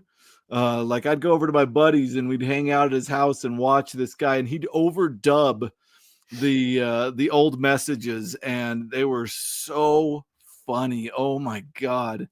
He-Man. Yeah. I love He-Man. I mean, trust me. I had all those He-Man. My favorite He-Man toy, which maybe is or one of the ones I thought was the neatest idea, was Stinkor, which was a skunk. Yes. It literally stank. Yeah. Yeah. It literally smelled like skunk. It was like, what a great idea. My brother-in-law told me that he got one of those when he was a kid, and they didn't have air conditioning in the house that he grew up in. And so they went on vacation. He put it in his closet, and the house got super hot. He was like, we came home and I couldn't go into my room. It was so intense. Oh my God. I thought it was awesome. Oh, don't tell my brother that, Goblin. Right. We don't need to be paying any dues here. Yeah, I don't think he has it anymore. I think he got rid of it at a yard sale for like $10. Oh my God. Only been transformed once by his shitty little brother. Is that what the sticker said? Nope. But it should have been. Oh my God. Yeah, I don't think He-Man could exist without Conan. It's such a funny. I think I like the toy documentaries, and I watched the one on He-Man, and it's incredible. I love this idea of saying, okay, we're going to create the buffest warrior barbarian in existence, and we need the manliest name that we can come up with, and just to take he and man. I mean, it's fucking brilliant, dude. And I'm surprised they didn't call She-Ra she-her, or she-woman or something like that. They just put Ra on there, but fucking He-Man is like the best name you could ever call I mean, I feel like Conan was the serious beginning of like that was what a barbarian was at its creation, right? And then He-Man is like the eventual end of that idea of what barbarian is. So good. You're gonna get Virgil going. Go ahead, Virgil. Yeah, love me some Thundar. What's the other one? John, was it Black Star was the one that came before He-Man. I don't know if you remember Black Star. He had this green dragon that he flew around on. The animation is amazing. I mean, it's like that early animation. The sound is tough, but Black Star was really good too. He has a sword that's split in two. The bad guy had half of the sword. He had the other half. Just like He-Man? A little different. It was a precursor to He-Man, so it's not necessarily. I think they might be canonically maybe interwoven, like in some comics or something. Because you could put the toys together. The Skeletor sword and the He-Man sword had little one-head holes. The same company made the Black Star stuff, and that was the same production. You know, it's just like they made Black Star, and then that stopped, and they made He-Man later. Oh, and the He-Man toys were phenomenal. I had what was the thing with like the big like skeletal dragon thing that you could clip the guys into, and it would walk. Oh my god! Oh, I know what you're talking about. It was just a big skeleton, and you'd click him in by the waist. Yeah, and you could carry it around. It was awesome. Yeah, that's so cool. And then was it Castle? What was Skeletor's castle's name? I can't remember, but it had like a microphone that you could be like laugh and like sound like Skeletor. It made your voice sound weirdly tinny. Yeah. And I remember I got that for Christmas, and my sister took it in her room and was like, put it next to the vent and was talking to it so that the sound like echoed through the house or whatever. Wow. She's like laughing like ha ha ha. It was Snake Mountain. Thank you. Yeah, they made He-Man because the company couldn't get the rights to Conan action figure. That makes sense. Yeah, the He-Man cartoon was developed just to sell toys. Mm-hmm. Yeah. I went and bought the Thundar Blu-ray set last year. I need to go buy it. I wonder if it's any good. I don't think I watched that one. The Thundar is actually not. Of those cartoons, it's actually like really crazy. You know, very creative. I mean, they're all good, but it's not quite as repetitive as say He-Man is. Yeah. So, yeah, I remember you talking about it I think when we did that 7-hour marathon with Daniel Jack Peterson. Daniel. Yeah, I brought up Thunder. Yeah, that like I liked. It was like somebody liked Book of the New Sun because it was like somebody took Thundar and then made it into literature. Yeah, that was the comparison I made, which got Daniel really cracked up. SWAT Cats. Oh yeah, I like SWAT Cats. I was a huge Teenage Mutant Ninja Turtle fan. Huge Ninja Turtle fan as a kid. Man, I love those. Yeah, they were right at our time. Oh yeah. You know what was big for me that nobody talks about as much anymore was Robotech. Oh yeah, Robotech was cool. I wasn't as into it because I never caught it. It was hard to catch. Yeah. So Jason, we got I grew up playing with prequel trilogy figures. Guess how old I'm on? We're a little bit older than you. We're a little bit older. Yeah, I that's the one I played the most, and you're right. Jason had to record it. He had to set the timer on the VCR. No, we're almost done, Richard, I promise. I gotta go eat or I'm gonna pass out. But we're talking about Robotech, which is always cool. Yeah, but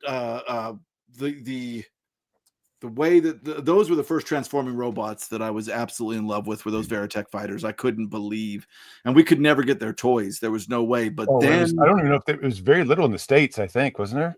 There are some, but yeah, they were impossible to find. But I think the Transformer that's named Starfire. I do too, Joe. I do too. I should track that down. Oh my God, it's great. It's great, man. It's great. I really like Gundam. I recently started watching Gundam and really love that. I gotta watch that one. I've never watched that one, but Netflix has got some. Starfire, I think, is based on the exact same design. I had the entire Robotech set, Tim, and I gave them to my brother because Jason really loved Robotech, and I tried to read them, and I couldn't do it. So what did you think, Mr. Bandana Head?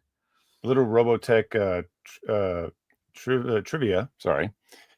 Who did they sue for that stole their designs? Do you know who they sued? And well, so this is crazy because you're going to get into. So Carl Masick went to Japan.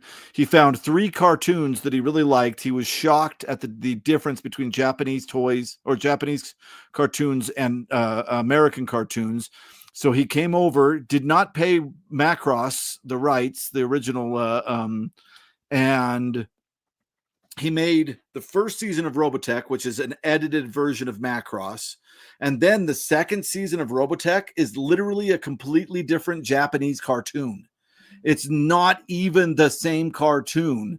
And then he did it again with a third season, which is a completely different Japanese cartoon.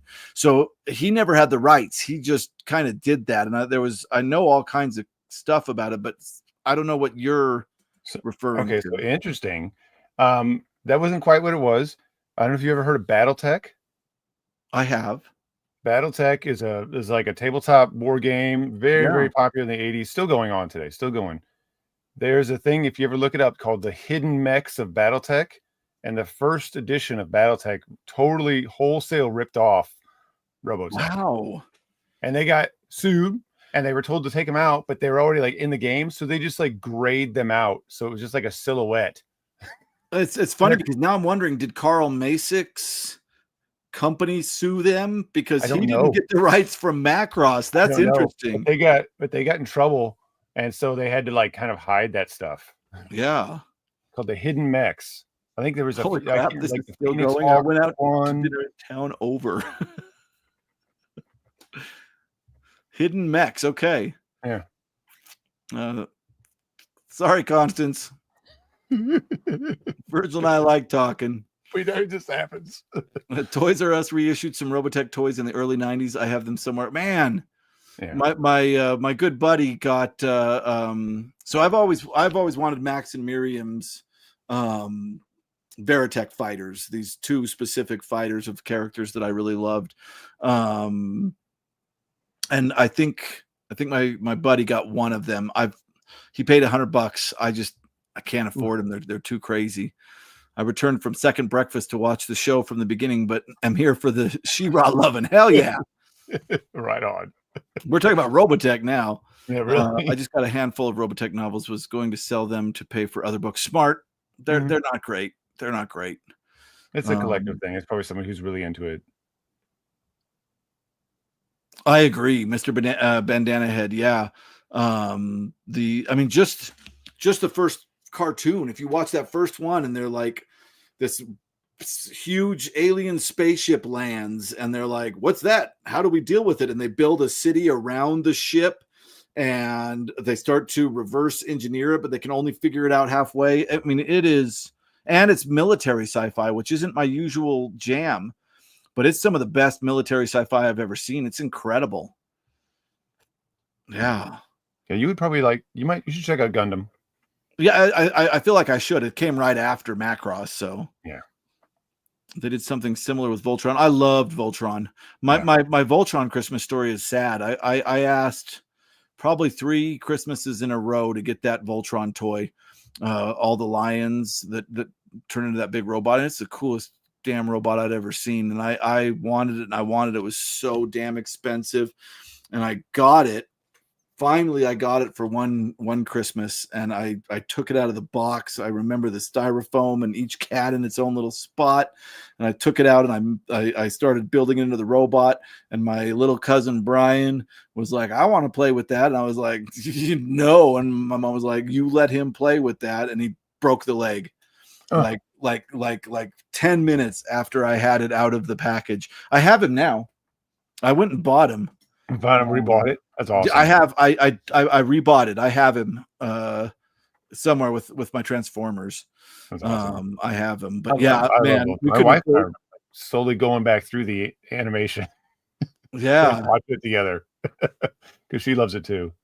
Yeah, it was fun. A little repetitive. It's okay. A few episodes and then you take a break. Yeah. My kids are Robotech nerds as well. That's cool. I showed my daughter Joe, and she was like, this art sucks, and that was the end of that. What? She's big into art, and I mean, it's weird. It's like me when I was young trying to watch black and white movies. It just seemed old. Yeah, you know what I mean? This is true. It can be tough. A similar thing. Like, she's used to some serious, and that art was incredible when I was young. Those jets. But even the characters look good, but and all form the head. Oh my God. Harmony Gold was Masick Company. Yes, yes. Carl Masick did Harmony Gold. That's right. That's right. Yeah, I know there's way more lore to that story. But if yeah. you've never watched Robotech, you got to watch it. Yeah, my kids like anime. Naomi I shouldn't say my kid's name out. Anyway, sorry, forget that. My kid recently showed me, what is that new anime that came out with the girl with the purple hair that's like crazy and blows up everything, and the guy with the cane that makes a weird teleportation device, and there's two towns, and one is like super poor and one is super rich, and they're constantly fighting each other, and they start using this teleportation technology as let me see if I can open up my channel here. Okay. That one I recently watched. Was that Arcane? Is that what that was? Yes. No. Yes. I don't know. Yeah. I haven't seen it yet. I think that was Arcane. Yeah. That one my kid made me watch and I really enjoyed. And yeah, she likes anime a lot. Right now she's watching something called Witch Watch. Let's see. It's hilarious. She showed me a couple of jokes that are just hilarious. Yes, Arcane. Yeah. I liked that one. My youngest she's and up to date with all that stuff, and I watch stuff with her. When we eat, we'll watch some anime, and I really enjoy it. And it's good for her because she's half Japanese and wants to be able to speak the language. So having it going is always good. I eventually saw the original Macross series. So did I, Joe. I remember we were all like blown away because there's a scene where Rick is staring at Minmay's butt and the camera zooms up on Minmay's butt while she's walking. And that's one of the things that Carl Masick cut out. And we were all like, oh my God, it's Minmay's butt. Yeah, it was absolutely ridiculous. My youngest and I, we watched not too long ago, we finished watching Infinity Train. That was really good. I watched that. Yeah. Really good. Yeah, my daughter and I watched that one as well. Yeah. That was some like multi-dimensional stuff, wasn't it? Yeah. I really liked it. Some really mature storytelling. Yeah. Honestly. Yeah. So, totally worth checking out. Yeah. Tim says check out Chainsaw Man. And I like it. My son likes it. I think my middle daughter likes it. Yeah. I've been watching Dan with my kid, and that is insane. That is the weirdest anime I've ever seen.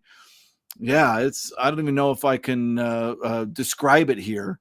Minmay was ridiculous. I always felt that Rick made the right choice in the end. One Piece is my favorite. It's not for everyone, but I managed to get my little sister hooked. Nice. Yeah, I think I watched the first few episodes of One Piece and I laughed. I enjoyed it, but for some reason my kid never made me go back to it, so I didn't end up. I had a fun time watching. We watched like the first, I don't know how much we watched. A lot of episodes, 50 or 60 first episodes or something like that with my kids. Way more than I did. Yeah, and it was like we would laugh about like, oh, this is going to be a crying episode in the middle of a fight. Like, oh, everybody's going to cry this episode. We had a lot of fun with it though. Oh, good. Yeah. I found that I try not to poo-poo whatever my kid wants to watch. We were all laughing. Yeah. So like, yeah. My daughter's like, oh, the crying episode. I'm like, it is. This is kind of goofy, but it's fun. I mean, we really like the live action stuff. Because at first I was like, I don't know if I'm going to like what this generation's watching, and boy, I was wrong. In many ways, I think there's way more depth to a lot of the stuff that's coming out now. Like some of the stuff my kid makes me watch, I'm just like, this is deep, man. This is really good. Yeah, not quite as formulaic as stuff that was around when we were young. Yeah. Oh, it's been on for a while, huh? Yeah, I think I watched the first few episodes, like a pirate kid. That's all I remember. There you go. I know we watched everything through the Alabasta series. All I know is there was somebody that commented on my channel a long time ago and says, don't be one of these booktubers that runs out of steam reading and just starts reviewing One Piece episodes. I don't know what they were talking about, but apparently that's like a booktube retirement thing. When you've had enough reading, you just start watching One Piece episodes and reviewing them on your channel. There's probably more viewers on an anime channel, so I can understand where somebody might get big and get so tempted. Well, you'd have constant material. Yeah, really. Oh, all right. That seemed like some good nostalgia to wrap that up. We probably could have finished our questions. Really good. But I love talking about Robotech and He-Mans and all that. Yeah, I don't know if they were referring to somebody or what. I caught the Netflix adaptation, if that helps. If I was a retired booktuber, I'd go Berserk. I think I recently got my hands on the full run of Berserk manga, and I'm not the individual volumes. Yeah, it's like a stack about that big, like 5 or 6. Oh, that's probably not all of them then. There's well, at least they're in order of the first ones. Okay. So it looks like Tim's saying that's good. Berserk is good. The animation's amazing. The story is very good. Dark, but very good. Should I read the manga or right up there? Should I read the manga or? They're right there on your shelf. You might like it. It's actually really well done. Totally worth checking out. I need to read and talk about Dorohedoro. I've never watched Berserk. I love the old, like with it, the 90s anime. It was amazing. And then it's been through a very troubled series of animations because they did ended at a certain point, and it seems like they can't get past the point where that original series ended. They keep remaking it and restarting it, and it's getting. I haven't kept track anymore. I stopped trying to keep track. It's getting kind of dark here, so I don't know if you're talking about stuff behind me, but it's not. There's no manga back there. That's all my horror section. Yeah, there they are. It's about. Right there. I have the volume 11. Yeah. He said literal. Yeah, that or Brittleby said literal. That makes sense. I saw Liminal. Yeah. The 90s anime is worth checking out. God, the only one I remember from the 90s that they watched over. Well, there was 2, Ninja Scroll. My buddies watched Ninja Scroll over and over again. It's a good movie. And then Fist of the North Star. Remember all I remember is that dude like punching holes in another dude's chest with his finger. I was like, what the hell is going on? Like, how do we get Robotech? It's so crazy. It's so great and crazy. I love it. I watched it over and over again. I loved it. But it was the Vampire Hunter D animes are amazing. Never saw those. Yeah, there's only 2, but they're really good, especially the second one. Oh yeah. Aeon Flux. That's a classic. I used to watch that on MTV. I love Aeon Flux, probably more than almost anything else. Right before Headbangers Ball, right between Headbangers Ball and 90 Minutes. Yeah, it was Liquid Television. Yeah. The shorts. Did you ever watch the series? No, just a little. I only watched little snippets. Chris, you're missing out. You need to go find if you can find a copy anymore, the 30-minute episodes. They had seasons of like full episodes that weren't just like little shorts, and those are really good. Really, really, really good. Love him. I also love his work on like Phantom 2040, and I wish I had bought a copy of Rain when I could have, but didn't. Huh. Yeah, no, all I ever saw were those little shorts, just those little tiny shorts. There is something out there for you to discover. I love Fist of the North Star. I want to be Kenshiro when I grow up. Second Vampire Hunter D is sick. I just got the book. I've heard a lot of people. It's weird. Like everybody's recommending this hardcore weird literature on my channel, on my weird literature video. And some people are like Vampire Hunter D, the novels. So it sounds like something I might need to check out. I liked it. I don't know. So far, it's really good, but kind of pulpy, but I like it. Are we talking about the Aeon Flux or something else? I think we're talking about Aeon Flux. Yeah. Oh, Dragon's Heaven. Yes, that was really good. You're right. It's like this like epic like anime. Like it's like a 45-minute anime. And the guy who made I can't remember the guy who made it, but he's known for something else. And there's like this crazy, I think what it is very long intro, the guy who made the anime built the actual mech from the anime in like a real full like model. And like the whole either beginning or ending is like him putting, I think it's the ending is him building the model or something. So it's like, and like the beginning is just like, I think the beginning intro is just like the model from like all these like different perspectives. But when I say it's not like a model, it's like almost full scale. Huh. Wow. I'm not even familiar with it. Yeah. Dragon's Heaven was good. Yes, it is in a Mobius style. You're right. It's worth, yeah. I was on YouTube. I saw it. I was like, oh, this is awesome. We are deep diving into stuff. Does anybody remember Bubblegum Crisis? I do, but I never watched it. Never got to see it. Oh man, my brother and It I was watched back that when you had over. to buy stuff. You had to have it. Somebody had to know somebody who had it, or you had to go buy it yourself. No, there was no, I'm going to run down to Hastings and get some anime. No, it was, tapes being passed around and. Yeah, it's nice. What's up? There we go. I heard Mecha and got summoned. Hell yeah. We started with Robotech and Macross. We talked a little bit. You did a little bit about the other Mecha one that I haven't seen a lot of. Gundam. Gundam.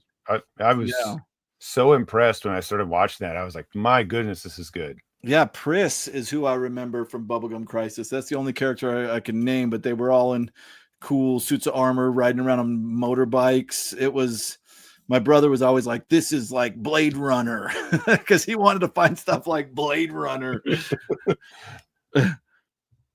Oh, that's awesome, Joe. Oh, yeah. Yeah, no, I remember at one point, we wanted anime so bad that like in the infancy of the internet, we started doing fan subs where you would pay for the price of videotapes, and these fans had done all this work to subtitle them. It was incredible. It was wild times. I always, every time I turn on Crunchyroll, I'm like, wow. Yeah, so convenient, right? Yeah. Yeah. How about Gunbuster? Does anybody remember Gunbuster? Gunbuster. Not offhand. So I tried to watch Trigun, Tim, right after watching Cowboy Bebop, and that was a mistake. Trigun was fun. Cowboy Bebop was freaking incredible. Yeah, it's a tough comparison. Yeah. I like Trigun, but I haven't watched a ton of it. Yeah, Gunbuster is about traveling almost the speed of light. And so these people have to go on this mission, but when they return, the Earth will have gone like 10,000 years into the future. The ending of it was incredible. It was, I mean, this is 80s for real crazy anime. Yeah.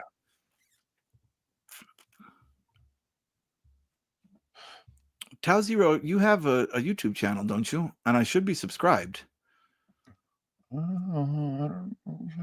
I feel like Tau Zero has a YouTube channel, and I feel like I am subscribed. Is that all true? Is it all true? Check. Yeah. Check Tau Zero. What was the I just thought of an anime to bring up. So it was hard to get anime. I had some friends who were like, "Oh, we need to really watch this one," and we watched. They really wanted to watch Fushigi Yugi. I watched Fushigi Yugi. You watched Fushigi Yugi? I did. I love Fushigi. It was so much fun. Yeah, dude, that was early one for me. It was very early. Yeah, that's the one where she gets sucked into ancient China, right? Mm-hmm.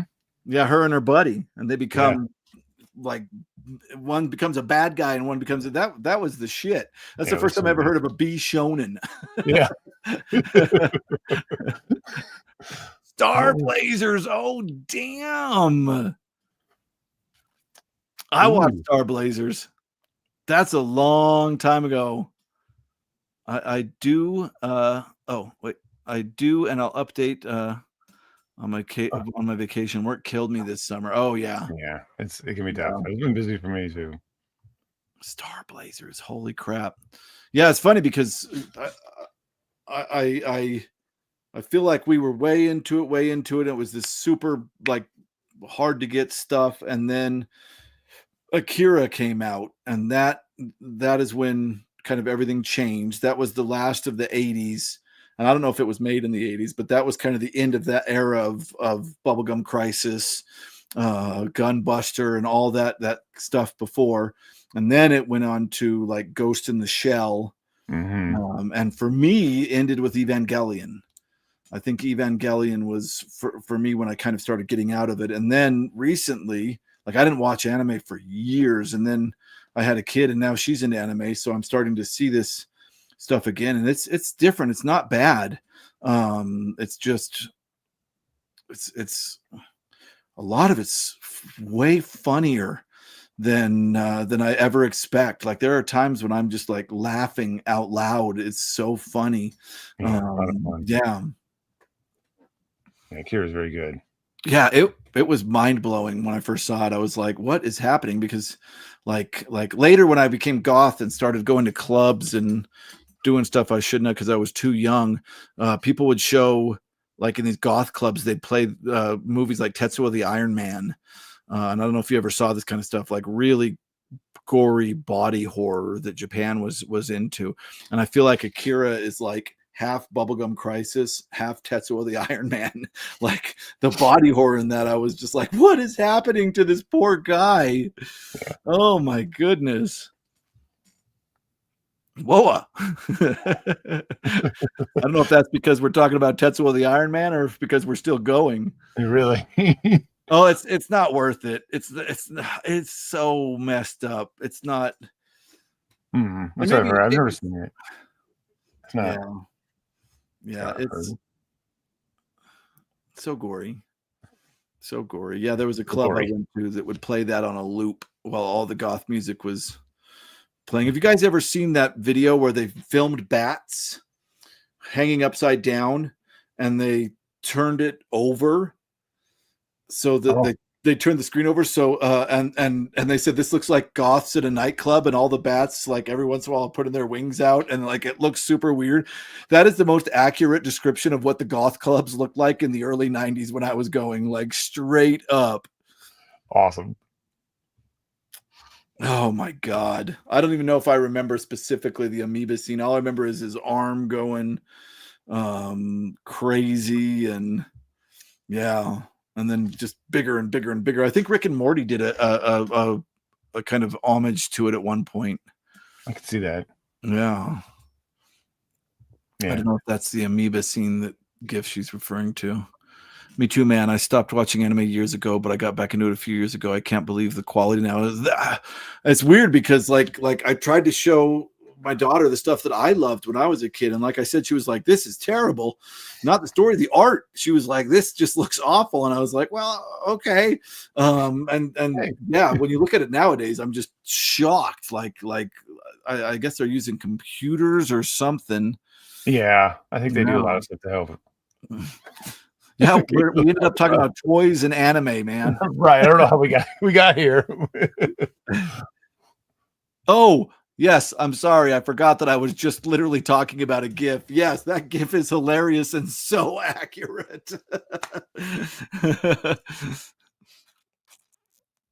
Yes, that's Probably it. Billy Lugosi's dead. Yeah. Yep. That is the most accurate thing I've ever seen of like what it looked like to be standing there in the 90s at a goth club with our cloaks, putting our cloaks out every once in a while. Yeah. Yeah. We were cool as hell. You wouldn't even believe. Watching anime and going to goth clubs. That's right. That's so cool. Is that enough? Are we? I think now we're just. I think it is. But Geek Club Dog just got to work. I know. Who's going to entertain him? I'm telling you. Did we beat the Curtis episode? How long is the Curtis episode? Oh, I do not know. I'm gonna check. I know I took a kid home to their house and came back, and I was like, "Whoa, we're still going!" And we went a while after I came back. Yeah. Well, Curtis and I were having so much fun chatting with each other. Let's see, live. So, how long is the Curtis one? Are we trying to? We blew it out of the water. Oh, really? Yeah, 3:21:59 was Curtis. Oh, wow. Yeah, so we're Look at this, almost 4 hours. Yeah, I think I said, "Oh, it'll be a short one tonight." Yeah, that's true. We did say that. We'll ask a couple of quick questions. We'll be It gone. won't be long. This is trivia. Yeah. No one's gonna stick around long for this. Yeah. Well, I told Virgil when we started, Tim, StreamYard got a hold of me today and they're like, you only have like 7 hours left to stream. We So can't I'm go over like, 7 Virgil, hours. Like, oh yeah, sure. we can't go more than 7 hours Here here. we are working on 4 hours now. Yeah, but you're right. I don't know if I can go live again until August 6th, y'all. We're gonna have to go live on Virgil's channel if we do it again. Right, we're gonna do it over here. we should make Pope Mortem do something live. We'll all go over there and hang out on his there we stream. go. We'll do it over at his side. Right? I need to be entertained. I need Tim to do another music episode in the middle of the night and entertain me. Did Tim do a live music episode in the middle of the night? Oh, I make no promises. Man. Tim, I'm sad I missed that. I must miss it too. Does this trivia night have bingo cards? No. But we could maybe in the future. We could. It was very much like we should just do this. Let's try it. So. Yeah, you'll have to watch back Tau Zero, but we learned a very good lesson, and that is that we need to include easier questions in there. We assumed everything was gonna be super easy, and yeah, it was not super easy. But we had a lot of fun. We're probably going to do it again, and this time we'll bring some easy questions too. We'll have levels of hardness for the questions. I have an unused question I can give you for anybody who showed up so late. So nice. I feel like I got that question. All right. This one might be tough or not, depending. Last question. It is where did boxing chess come from? What's a boxing chess? Like literally boxing, and then you play chess. People would box, and then after they're done boxing, then they would play a game of chess. So a duathlon? I kind of, yeah. It's good to meet you, F. Thanks for dropping by, man. Then we know this is kind of a little esoteric, not from a novel. It's actually from a graphic novel. I feel like it would be really hard to play chess after getting punched in the face and head. That doesn't get to the point. Yeah. Anyone? That's hard. Someone who knows will know. Nobody knows. Nobody knows. I was trying to pull the book out. Joe said, boxing chest? What? Tile Zero says, Ireland? Sounds like a Guinness idea. I like that answer. I'm trying to find the book. If I can find it. I should have it. Goblin's heard of it, which I believe Goblin's like on his game with this trivia. Probably, yeah. It is from the Nicopole trilogy, which is a really great French published graphic novel. I did a review. There is a movie, Immortal. Take it or leave it. I mean, but yeah, I don't know if I can find boxing chess in here. And also, I have to be a little careful. Yeah. No, I don't think there's anything in here. Let's see if we can see. There's boxing chess. So they're fighting over here, and then they're playing. So wait, and it first occurred in this book, and then it actually became a real sport. Which I thought was weird. It was like supposed to be commentary, kind of. The whole book is kind of commentary, but wow. Yeah, they should go to Geeks Love Dogs idea. This makes more sense to me. Just as hard. Yeah. But yeah, so really great graphic novel about this guy in the future who was frozen. He was sentenced to prison, and in prison they put you in the satellite in like a frozen tube. They freeze you for however long. But like the Egyptian gods come to Earth, and they're running low on gas for their pyramid, and so for some reason they kick Horus, the god Horus, out, and he makes the satellite drop Nicopole's pod, and Nicopole loses a leg. He makes a leg for Nicopole out of a railroad tie with his laser vision, and then like dual inhabits his body. Does that sound weird? It is weird, and it's really good. Huh. Interesting. Yeah, really good. There is a movie called Immortal or The Immortal. I can't remember. Um, uh, it's very early computer animation. It's like live action with some computer animation, and it's maybe not the best. It's okay. It depends on how open you are, but the graphic novel is really great. Huh. There you go. There you go. So there it is. Almost 4 hours of streaming. I'm tired. I'm hungry. That's right. I'm cold. I forgot my brain is medicine. boxed. There are wolves after me. That's right. The cold, the wolves are after me. That's right. Also, freaking Tim's got a cold, and he saw this through with us. He saw it through. He toughed it out. Yeah. Beat them all, Tim. You beat them all.